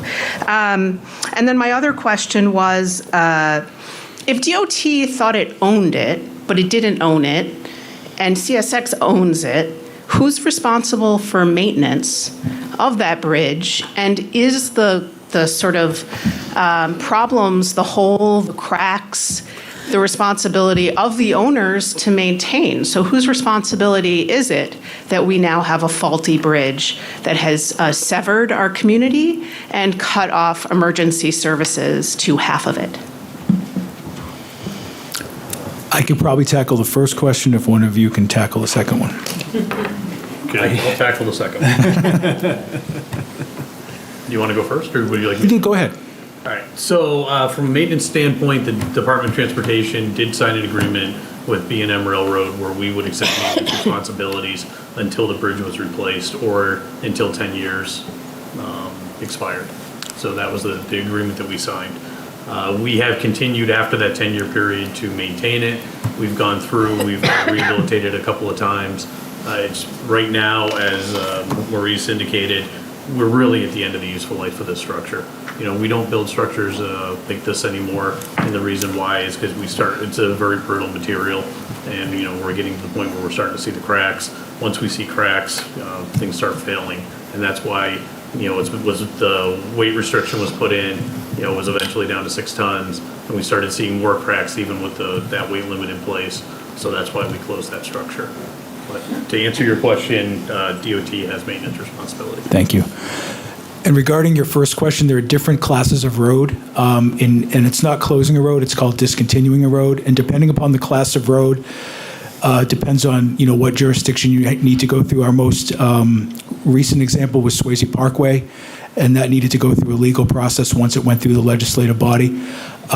So regarding this road, we will work with legal counsel to figure out how, if, and how we could discontinue that road. Please. Gina Leahy, 80 Park Street. My question is it possible to build a pedestrian bridge with the ability of an emergency vehicle,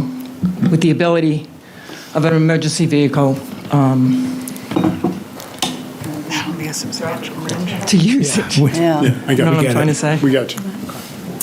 If needed. My question to you is what type of emergency vehicle? An ambulance to save a life. Okay. A fire truck. Well, a fire truck and an ambulance are two completely different designs. Well, has it ever been done? So pedestrian bridge are designed for vehicle loads, but they're not designed for fire trucks. Okay. Could you get a police car and ambulance? Yes, but not a fire truck. Okay. Good to know. Thank you. Thanks, that was a good question. Mr. Chair? Please. Regarding the ambulance and emergency aspect, I need to remind you all, you had the wisdom to, as voters, to fund a second public safety site on that side of the tracks. What's that? You did, and it's being built now. So there will be access to your neighborhood from that new public safety site. Now, that doesn't give you access to the hospital, but you will have access to emergency services from your side of the tracks. It's being built now. It's finished next spring or fall. That is the estimated time, yeah. So it's going up now. You did have the wisdom to do that. So I just want to point that out to you all. Can I make a comment to that? Please. Up at the mic, please. I appreciate that we did do that, but I just want to remind you that the hospital is the trauma center, and in a lot of circumstances, when it's really, really bad, you're driving yourself because it's faster than waiting for the ambulance. So I just want to make sure that everyone's aware that emergency access doesn't necessarily mean just an ambulance. It means literal access, like a way to and from. That's right. Yep. But and I do acknowledge everything you said, but I do want to point out that you had the wisdom to do this as voters. My power. So Joel Shunder, 93 Park Street again. I just want to piggyback on that and just say, it's not just Exeter residents who are impacted by a shutdown and the ability to come, essentially the wrong way over this bridge. There's people, if you're coming in out of Brentwood or if you're in East Kingston, if you're coming in on 111 or 111A, that is your access to the hospital. Yep. Without a crossing, yes. Any other questions or comments? Anything else from the board? To be continued. Thank you all for coming out. Again, you didn't have to, and I'm glad that you voluntarily came out. I appreciate that. I want to thank the neighborhood for coming out with some legitimate concerns, legitimate questions. We are going to keep our word that this is going to be a very public process and a very transparent process, and we're going to, hold you to your word that you're going to do the same. We have a list of things. I'm looking at you, Mr. Town Manager. We have a list of things that we need to look into, do our due diligence. There will be more of these meetings publicly, and we just need to get some answers and come back and continue our civil and respectful discussion. And I appreciate everybody's questions this evening. My second commitment, Sally, you seem to be the ringleader. I will always continue to commit to giving you as much advance notice of when we'll be meeting and any other questions I can answer. Great. All right. Thank you. Thank you. Thank you.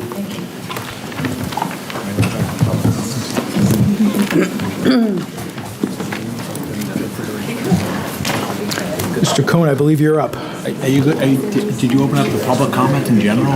You did, at the beginning of the meeting, you didn't do a public comment. No, I didn't. You're not going to do that? Okay, all right. I just didn't, just trying to be helpful. Just trying to be helpful. I didn't do it this time. But something that wasn't on the agenda, that's all. I didn't know if there was anything else. I doubt it, but.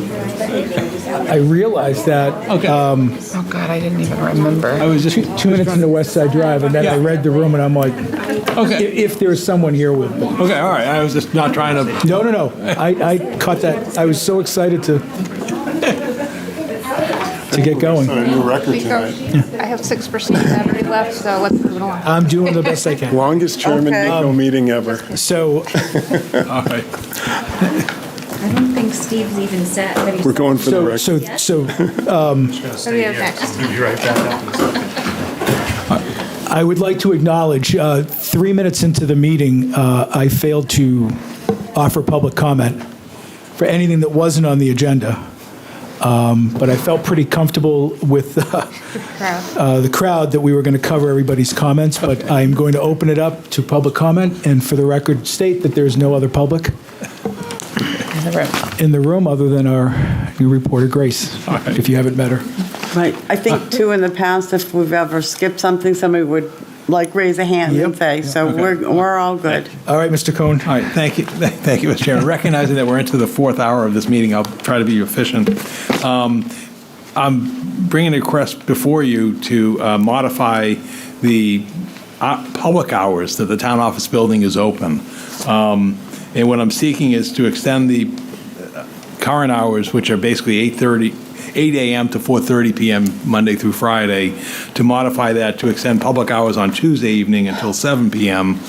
and close early on Fridays at 12:30 p.m.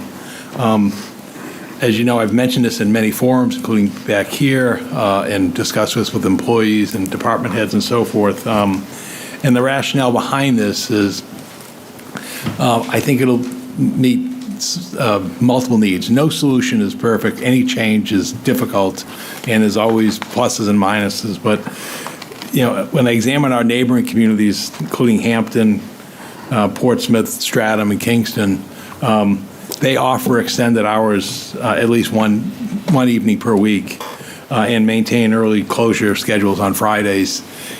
In Exeter itself, our town clerk's office and tax collector sewer collections office already has these hours. They successfully implement a schedule where they're open until Tuesday at 7 and close Friday at 12:30. So again, while I'm sure it's going to be an inconvenience to some residents who would show up at the door at 2 o'clock on a Friday afternoon, I think the preponderance of the situation outweighs the negatives. And I think there are also employee considerations in addition to the service of the public. We are in a very challenging labor market where it's challenging to retain and recruit employees. And I think that when employees are making that choice, that the proposed schedule would be more beneficial and attractive to meet that goal. And my final statement on this is that if this change were to become effective, I would recommend that it become effective on Monday, July 6th. One, it gives ample time to notify the public. It also avoids the first week of it, if it were done sooner, to be the week that we're not even open on Friday because of the legal holiday. And I just think that would just be inappropriate. So that's my request, and I provided a suggested motion for you. Any questions? Well, first I'm going to start out with, when we did this for the clerk's office, I really don't remember any complaints, but then I was off the board in between. I like this idea. The only thing I want to kind of clarify for the public and for myself, I'm sorry, people, I used my phone because I meant to check something earlier today. So the town clerk's office says they close at 4, not 4:30. Mm-hmm. So it's a town clerk's office, and there was one other I meant to look. Is that the tax collector? Tax collector. So just so people know, it's the clerk's office, town clerk's office, and the tax collector would still close at 4. I don't have jurisdiction over the operations of the clerk's I get office. it. This is more for Right. people at home to understand. And so that decision will be made by the clerks. In choosing the evening, which evening to do it, because there was some suggestion, why not do it on Monday evenings? My discussion with Which the would clerk have been ideal. is that the clerk's office, prefers the Tuesday hours because that provides them with the support they may need for the voter system on Tuesday Yeah. evenings, and therefore I wasn't going to go with a hybrid schedule. And therefore, No, it absolutely Tuesday. does make sense, and But- I'm so glad you let people know that, because it really would have been ideal for Monday. That's select board meets, department heads are here, right? So I think this is a great idea. I just want to, And the only other thing I want to make clear for the record, and it's in the memo, is that employees will still be working a 40-hour work week. Because someone's going to do the math, say, wait a minute, you go from 4:30 to 12:30 isn't the same as going 4:30 to 7. We work a 40-hour paid week, which means employees have unpaid breaks, and also they have prep time before and after, depending upon the nature of the office, and therefore the integrity of the 40-hour work week will remain. And again, that will vary, as I say in my memo, per office. And so that may explain, for example, why the clerk leaves at 12, a half hour earlier than 4 o'clock, because they may need to, once they close to the public, have to get their information out into the voting system or otherwise out into the mail or other aspects of closing. And so I don't want to, by just be lightly and saying, oh, well, they're just leaving a half hour early or not closing a half hour early. As I said, I think there are sometimes logistical reasons why, your public hours are different than your hours of employees that are there. and that's why I'm great. very careful in this memo to say public hours of the building. Yes, and it is important, because I've been here when people have thought, because the building was open, And they get the town clerk wasn't trying to explain it to them, because not everyone reads our packet, unfortunately. That's good. Thank you. Selectwoman Gilman? Yeah, two things. One, we have to make it clear that it's this building that's taken those hours and Yes, not that's why he's very carefully used town office buildings, not town buildings in general. So this isn't going to apply to Parks and Recreation. It's not going to apply even to Corey's operations in the town hall, because the nature of his operations, they don't need to be open to the public on Tuesday evenings. So I just want to be clear, it's not the library, it's not anything other than this building, town offices building. And which just brings me to the other one. If has there been any discussion with the unions? Are they affected? But as Melissa can attest, the union's employees that are in this building are already working that schedule. That isn't the That's their schedule, office. yeah, And so we did discuss that because we didn't want to violate any labor Right. provisions. But DPW has their schedule; they're going to keep theirs, which is the predominant workforce in the labor union. But those employees that are covered are already working that schedule in this building. I'm happy to see this. Thank you for the memo and suggesting it. I think this is a great idea. I think it's going to be more efficient for the public. I think it's going to help with employee retention. And I think it's going to help in energy costs with closing the office completely every Friday at 12 or 12:30. So I think this is a win-win. And I would just ask that if this motion passes, we advertise the heck out of it in the next couple of weeks so folks know. Maybe an article in the paper. Hear that, Exeter TV? So I would entertain a motion that the Select Board approve the town manager's proposal to revise the town office's public hours to weekdays from 8 a.m. to 4:30 p.m. with extended hours until 7 p.m. on Tuesdays and early closure at 12:30 p.m. on Fridays, effective July 6th, 2026. So moved. Second. So motion and a second. Any discussion? Seeing none, all those in favor? Aye. Aye. Aye. Opposed? Motion passes. Thank you. Thank you, Mr. Chair. And then you're looking to... Yeah, this is the ministerial one, but important, and Corey's in the room tonight to make sure we get this done. This has to do with the town manager serving as the town's tax collector, which became effective in March 1984. More recently and more importantly, back in last September, on September 2nd, the records of the town indicate that the board voted to appoint the interim town manager, Melissa Roy, as interim tax collector. And we just want to be clear, and again on the record, that now that I'm serving as town manager and that I need to be installed as the tax collector so that our documents and statutory administrative requirements are complete. And this wasn't quite the same as the signatory authority that we did last meeting. No, it's quite different. Thank you, Mr. Chair. Yeah. Okay, pretty straightforward. Yes. If there are no questions, I'd entertain a motion to appoint Paul Cohen, Town Manager, as tax collector for the town of Exeter, New Hampshire, in accordance with Warrant Article 43, which passed in March 1984, and upon the recommendation of legal counsel. So moved. Second. It's a motion and a second. Any discussion? Seeing none, all those in favor? Aye. Aye. Opposed? Motion carries. Thank you. Thank you. You're up. Again. Thank you. So before you tonight are two contracts related to the Front Street, Pine Street, Linden Street intersection improvement project. One is a recommendation for a construction contract. The other is a contract amendment for construction phase engineering services. Back at your June 1st meeting, we opened construction bids, of which we received two, Belairgeron Construction and WP Davis Excavation.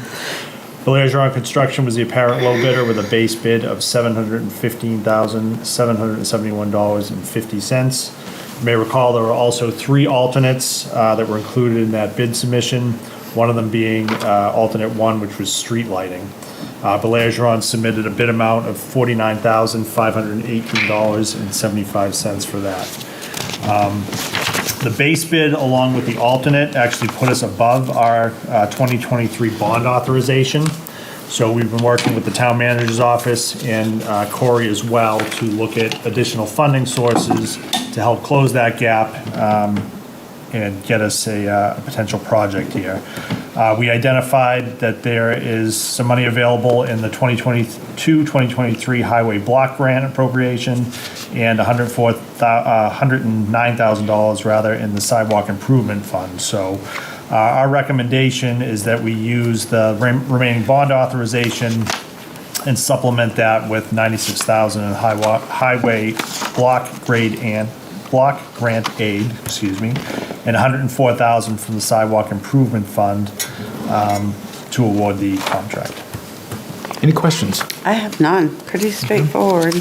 If there are no questions, I would entertain a motion to award a contract to Belairgeron Construction for the Front Street, Pine Street, Linden Street intersection improvements project in the amount of $765,290.25, consisting of the base bid of $715,771.50, and additive alternative number one for street lighting in the amount of $49,518.75, and to appropriate $96,000 of highway block grant aid and $104,000 from the sidewalk capital improvement fund to supplement the remaining 2023 Article 5 bond authorization, and to further authorize the town manager or their designee to sign the associated contract documents. So moved. Second. It's a motion and a second. Is there any discussion? Seeing none, all those in favor? Aye. Aye. Opposed? Motion carries. So you'll notice with the remaining appropriation and the highway block grant and the sidewalk capital improvement fund, that gives us significantly more than the base bid and the ad alternate. What's included also in that is a 15% contingency for construction and an additional $20,000 for construction phase services. So your next recommendation here is to award a contract to VHB in the amount of $20,000 for construction phase services to provide us with part-time on-site inspection and oversight during construction of the roundabout. Any questions? Nope. Seeing none, I'd entertain a motion to award a contract amendment to VHB for construction phase engineering services associated with the Front Street, Pine Street, Linden Street intersection improvement project in the amount of $20,000, and to further authorize the town manager or their designee to sign the associated contract documents. So moved. Second. It's a motion and a second by Selectwoman Cowan. Any discussion? Seeing none, all those in favor? Aye. Aye. Opposed? Motion passes. Thank I've been thinking about that for 9 years. Are you out of here? Mr. Cronin, thank you. Yes, thank you so much. So thank you. We're excited to get this roundabout going. Great job. Thank you for a great job tonight. Travel Yes. safely. Yep. Okay. Much appreciated. Okay, ask the town manager to introduce the next one. Yeah, real quickly, our Conservation and Sustainability Planner Kristen Murphy obtained a $8,000 New Hampshire the Beautiful Municipal Recycling and Storage Equipment Grant, which funded the purchase of a large box container to provide the storage of the polystyrene foam prior to processing, as well as the skid of large super sacks. And this funds the entire cost of this effort, so there's no town contribution. So we're seeking the authorization to execute the documents for this grant. Excellent. Good. Kristen Murphy again with another. Yeah. Could I make a comment? Please. She applied for 4,000, but she has such street cred with them. When they found out that it actually was 8,000, they said, here, have 8,000. Kristen has the street cred. Thank you, Kristen. I would entertain a motion to authorize the town manager or their designee to execute any and all related agreements for acceptance of the New Hampshire the Beautiful grant funding in the amount of $8,000. So moved. Second. Motion and a second. Any discussion? Seeing none, all those in favor? Aye. Aye. Opposed? Motion carries.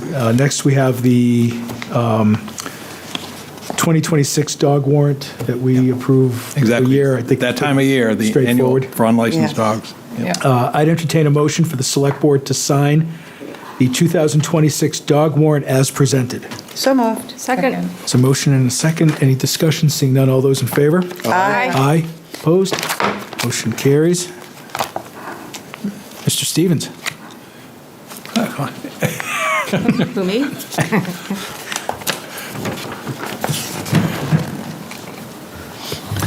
Good evening. Similar to last month, Pearpoint Park has managed to have another successful month of fundraising towards design and construction of the envisioned park. $2,985 received during the month of May. So we're just looking Excellent for work. acceptance of those funds. Fantastic. And just a touch point, they've raised $38,460 to go towards design, I would assume, at this point. Thank you. And to eliminate my portion of Select Board Committee reports, the RFQ was out and they interviewed all of the candidates last Thursday, so more to come on that.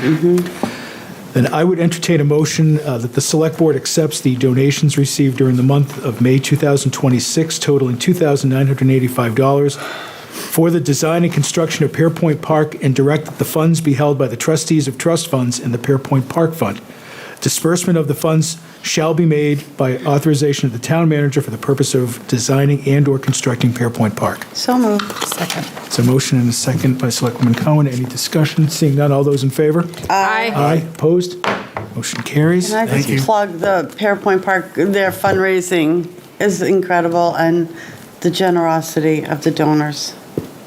Yes, thank you. Well, with a design like that, it practically raises money for itself. Because it's beautiful.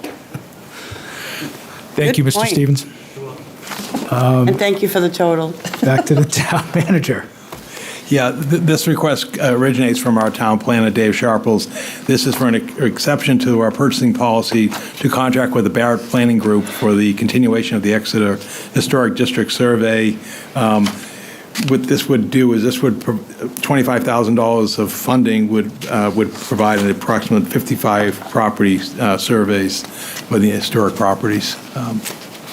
So again, obviously the first phase has been successful with Barrett Group, and we're seeking the continuation of that. It wasn't fully clear from the previous vote whether or not this was needed, but we figured exercise caution, request it. Any questions? I just found one typo. I'm sorry. On the agreement, the first Okay. page, Yep. number one, after now therefore, number one says the consultant shall provide to the town the services. There's an E missing in there. Just a typo. Oh, services instead of Yeah. service. Okay, we'll get that. Thank you. Okay. Thank you. Anything else? Yes. Yes. I would like to get the props for this one because Dave was out of work at the time and I made the application and got the award because there was $25,000 left over from the state. Thank you, Selectwoman Gilmore. Yes. I would entertain a motion to authorize an exception to the purchasing policy to contract with Barrett Planning Group LLC for the continuation of the Exeter Historic District Survey. So moved. Second. It's a motion and a second. Is there any discussion? Seeing none, all those in favor? Aye. Opposed? Motion carries. And Madam Clerk? Yes, I am. Pass it over to you. I move the following abatements. Map 64, Lot 48, Unit 11, in the amount of $3,680.71 for the tax year 2025. Second. There's a motion and a second. Any discussion? Seeing none, all those in favor? Aye. Aye. Opposed? Aye. Motion carries. Excuse me, map 104, lot 79, unit 219, in the amount of $1,445.55 for the tax year 2025. Second. There's a motion and a second. Any discussion? Seeing none, all those in favor? Aye. Aye. Opposed? Motion carries. And I move the following Jeopardy bill. Map 103, lot 10, in the amount of $1,851 for the tax year 2026. Second. There's a motion and a second. Any discussion? Seeing none, all those in favor? Aye. Aye. Opposed? Motion carries. And map 87, lot 8, unit C-03, in the amount of $746 for the tax year 2026. Second. There's a motion and a second. Any discussion? Seeing none, all those in favor? Aye. Aye. Opposed? Motion carries. Before us, we have our minutes from the June 1st, 2026 Town of Select Board meeting. Are there any amendments or revisions? I have none. I have one.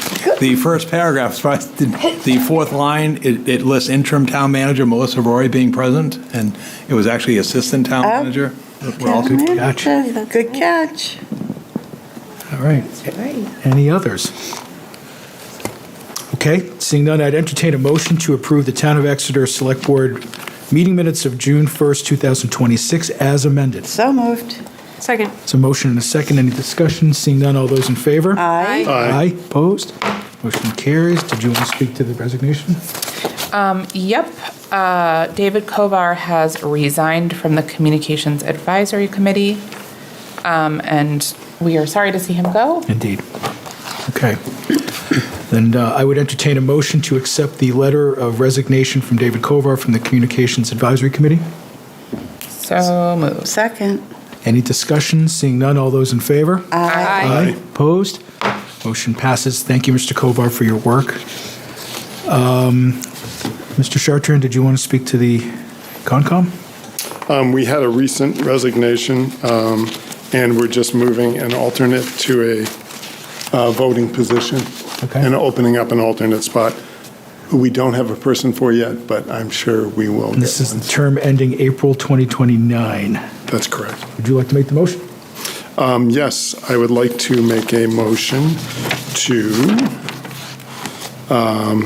appoint Michelle Crépeau to a voting member position on the Conservation Commission with a term ending in 2029. Second. Any discussion? Seeing none, all those in favor? Aye. Aye. Opposed? Motion carries. Town manager's report, please. Yeah, real briefly. The most noteworthy thing, just inform the public that in this room tomorrow evening at 7 p.m., the Zoning Board of Appeals will be holding a public hearing regarding a proposal for a 34-unit townhouse complex and 2 apartment buildings containing 300 units off of Holland Way. And again, that if people are interested in that information, it's in our packet, and it's obviously, posted through the clerk's office and so forth. Next thing I have is just a follow-up from the last meeting on House Bill 1491 regarding the insurance. That still has not been sent to the governor's office, so there's no status change, and although the board's request to send out notice did go out, so that's been taken care of. And then just a couple incidental items. The week before last, Melissa and I attended the Primex conference and MMA-NH annual meeting, and I think we found it to be very worthwhile with informative sessions on the open meeting law, public records law, road classifications, collective bargaining, and really great networking opportunities with our colleagues. And I want to commend Melissa publicly. It was very helpful for me to be introduced and oriented to my peers, and that really was so well aided by her presence and assistance there. So I want to just publicly express my appreciation for that, and it was a great conference. Since the last meeting, I've also continued my tour of boards and committee meetings, attended the Tree Committee meeting, Conservation Commission, Tax Exemption and Credit Advisory Committee, Water Sewer Advisory Committee, and Housing Advisory Committee meetings in whole or in part. And I will be here tomorrow night to see the zoning board. And I get the fortunate happenstance that it's a significant meeting, so be something to see. I also want to note that week before last, we had the employee appreciation lunch. That went well, and I want to thank Julie for her assistance and attendance at that, and by recognizing our employees on behalf of the board. And I also want to, thank publicly and recognize the efforts of Pam McElroy, who did all the logistics in terms of the preparation, food, everything to make that a successful effort. So that really went really well. And feedback I got was the employees really appreciated it. Good. And then lastly, I want to inform the board that Melissa and I met this afternoon with the Exeter Hospital President, Deborah Cresta, and it was a very good, productive meeting. We not only got a tour of the hospital, which was very helpful to me, but more importantly, we were able to sit with the hospital president for a half an hour and basically express our support for the hospital, and obviously the hospital's support for the community, and opening of effective dialogue of issues of concerns that will rise to benefit us in the community, as well as their current support in the community for senior citizen luncheons and other endeavors. So it was a very productive meeting, recognizing that we're best when we communicate effectively, timely, and work collaboratively. That concludes my report. Thank you. Any questions for Mr. Cohen? Yeah, that was great. Thank you. Did you have an opportunity to check in on House Bill 1300? Yes. That is. We're working on that, and in fact, I should mention that I reached out to our superintendent of SAU 16 today, and raised the concern with him. We are going to be meeting beginning of next week. I think it's next Monday morning. Talk about this. The indications are that the governor is going to sign this bill. I'm in the process of reaching out to my colleagues in SAU 16. Some are easier to identify than others in terms of how to get a hold of them because of the nature and the size of the communities. And we're also talking with Melissa. We're going to be trying to reach out to our colleagues through the MMA NH listserv to find out concerns that may be across the state on this. But it is sort of remarkable how this is sort of flying so far under the radar. And so we'll Thank you. We'll continue our efforts and report back. Great. It has never been done before, and I do not think it is legal. But I am not a lawyer, and I am not our lawyer, so I need somebody else to look at it. Yeah. Can you just tell the folks what it's about? Oh, I'm sorry. House Bill 1300 has two components. The first part is redistricting of the state, which won't affect Exeter because we're not. And that part was replaced. Yeah, that part was replaced. So that didn't. But if you look at the statute as it voted, but what it would do is it would prevent, and Melissa can help me because we were looking at this afternoon to make sure we were fresh. It would provide a cap on the increase of school budgets to that of the inflation level, in addition to some component of growth, but that really the state has determined they really couldn't calculate in a timely manner. So basically, it caps the growth of school district budgets to the rate of inflation, and then there's an interior cap as well. That there's a 6% cap of how much of what is defined to be school administrative costs can be of the budget. And it has to appear on the ballot in the 2026 and 2028 November state elections. And there's a lot of ambiguity in terms of what the duration is of the cap and so forth. And so there's a lot of questions inside of this that probably will be ironed out perhaps by the courts at some day or otherwise in terms of some of the what appears to be inconsistent language. And I don't know, Julie, if you have any additional information on that.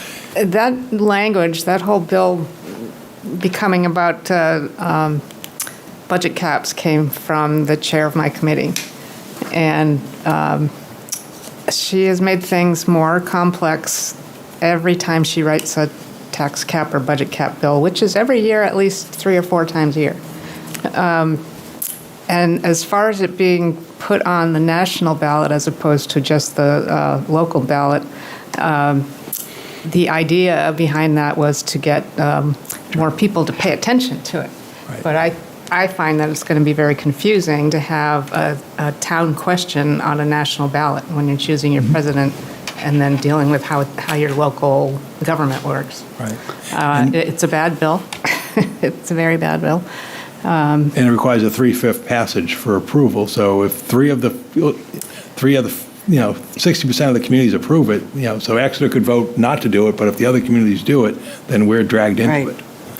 And that question, or a similar question, was asked on a lot of local ballots in March, and it was Yeah, rejected. over 100, yeah. Right. So that's another troubling, for me anyway, I find that really troubling. An example of It's another way around. It's a local problem that's now. Thank you for digging in. Yeah, and it'd be fine if there was another means of funding school education, but there's no accompanying bill saying, well, if that's capped, then here's the relief to provide the real costs that are out there that are beyond the inflationary level, namely healthcare, special education, and other services that are no fault of the management of the districts. They're just the economic realities. Yeah, and we already have a state legislature that doesn't acknowledge our court orders when it comes to funding our schools right now, too. So, sorry, I had to say that because I'm very frustrated with, because it does come down to our local taxpayers. Could I ask one question? Sure. Did anyone have a chance to reach out to the, Yes. thank you, the Exeter Housing Authority vacancy? Yeah. Megan, right? Megan Spencer. Hamden. Oh, thank you. You're good. Select Board Committee reports, please. We'll my start with mind. Selectwoman Gilman. All right, I'm going to very quick. I had an Energy Committee and TCAC meeting, but all I want to tell people is, because it's timely, that tomorrow night at the library at 6:30, there's the Energy Committee's having their quarterly, I think, power hour. And this one is about our Community Power Coalition in New Hampshire and our place in it and what it's doing for us. Thank you. Selectwoman Belanger, please. I had a Housing Advisory Committee meeting. I'm doing the first one. I'm doing them backwards, but that's okay. It's getting late. Friday, June 12th. We had a conversation. So Lindsay Sonner has been the chair, and so we were talking about, reappointing. And Lindsay and Megan wanted to be co-chairs. I had a conversation with our chair of our select board, and we have one exception to that, and that is with the 250th, and it's very short term. So when I go back to the next Housing Advisory Committee meeting, we'll have another conversation, because I did ask if it's not possible, are they okay with the chair, vice chair? And they said yes, but I didn't ask them which one would be chair and which one would be vice chair, and this is a nice time to realize that. Anyway, so I will follow up. And there were some proposed zoning amendments that were being discussed. Megan and Lindsay met with Dave Sharples, and they had a list of things. Mr. Sharples was not able to make it to the Housing Advisory Committee meeting until close to the end of it. So he's going to try to make the July meeting. We are actually going to have a July meeting because of this conversation, because there were some questions that really needed to be vetted out, how things could affect our zoning ordinances and our building codes and things like that. So just touch base a little bit on the Plan New Hampshire charrette also. That's August 7th and 8th. And as I said, we will be having our meeting in July after all. And I had, the night before, I had a planning board meeting on Thursday the 11th. There were 2 cases that were tabled per the applicant's request, and that was 97 Portsmouth Ave, planning board case number 26-3 for the proposed hotel on Portsmouth Ave. So that was tabled until July 9th at 7 p.m. And also a minor site plan request for 73 Winter Street. They're looking for a change or a waiver on the parking request, and they asked for that to be tabled. That's tabled till June 25th. We had a lot line adjustment that was very odd. It was just something from like the 80s that just had to be straightened out. And then we had a conditional use permit from the Public Service Company that they had also gone to Conservation Commission, and that was approved. And if anyone wants a lot more detail, I'd suggest Conservation Commission meeting because they really talked a lot about it. A lot more than we did at the planning board. They just touched base, and that's it for me. Great, thank you. Selectwoman Cowan. I have nothing to report, but we are meeting on Wednesday to discuss the Water and Sewer Advisory Committee work. Thank you. Selectman Chartrand. I had a Sustainability Advisory Committee meeting on June 3rd at 7 p.m., Wednesday, June 3rd. I also had a Concom committee meeting at 7 p.m. on the 9th of June, a Tuesday. And I did attend a Water and Sewer Advisory Committee at 6:30 on Wednesday, 6th. Is that the one year? I thought we were having it this week. Oh, it was last week. It was last week. No worries. We had a quorum. So the voters in their wisdom appointed two select board members. Oh, I have Wednesday night. This is the best. And you're going to get another bite at the apple because what we recommended comes to us as the Water and Sewer Commissioner. So you're all set. I'm all set. I'm So taking more to it come right on off. June 29th. Yeah, I will take it right off my calendar. And that is my select board report. And as I indicated earlier, June 2nd, I had the Pearpoint Park, and unfortunately, I was not able to attend the tree committee meeting because I had a conflict, but I was glad you got to meet. It's a great committee, a lot of fun. It's a great way to spend a Tuesday morning. You have enough meetings. I know, but I have another. Correspondence, we have notice from New Hampshire DOT regarding the use of public right-of-way for outdoor dining and retail, NHMA legislative bulletin, and an email that was sent to the board from Silas Richard regarding education and signage related to bicycle use on Exeter sidewalks, which was forwarded to the town manager's office for review. Board calendar, we have our goal-setting session, which is next Monday, June 22nd. I believe that's at what time? 6. At the library. 6 o'clock at the library. I have at 5. Is it 6? 5. I think it's 5. Oh, it is 5. Okay. Okay. June 22nd, 5 o'clock, library, select board goal-setting session. Our select board meeting minutes through the summer and through September, June 29th, July 13th, July 27th, August 10th, August 24th, September 14th, and September 28th. We do have September 1st as a question mark if we need a meeting between August 24th and September 14th. And you know I can't make that. That's right. If you do need it. Yep, nope, you will not be there. I think that's it. Mr. Cohen, I love the binders. Okay. And just real quick, I know it's late, and I want to adjourn before 10 o'clock. We have a minute. I like the new way of doing the agenda, doing the procedural and administrative stuff at the end so that we can respect our town staff and feedback from the board. Fine. It's fine. Okay. Good meeting. Entertain a motion to adjourn, please. So moved. Second. Any discussion? Seeing none, all those in favor? Aye. Aye. Opposed? We are adjourned. Good night, everybody. Thank you. Thank you for tuning in to Exeter TV. Exeter TV is the town's public and government access channels, available on Comcast Channels 6 and 22. Channel 6 is your channel. If you have an idea for a program, want to host your own talk show, or submit a film, we're here to get your content on television. On Channel 22, we bring you live and replay coverage of government meetings and other town updates. A third channel, Blue Hawk Media, is operated by SAU 16 and can be found on Channel 8, with all your school sports, events, and meetings. You can watch Exeter TV online at exeternh.tv, Apple TV, and on Roku. Find us on social media for extra content. Subscribe to our YouTube channel and hit the bell to get notified about live streams and new content. Tune in to our platforms every other Friday to watch the Exeter Biweekly Report, with recaps of recent events, updates from town departments, and messages from nonprofits in your area. If you head to our website, exeternh.tv, we invite you to sign up to our newsletter to receive monthly updates about new content, upcoming meetings, and more. We'd like to thank you for taking the time to watch Exeter TV and hope that you tune in to our other content as well.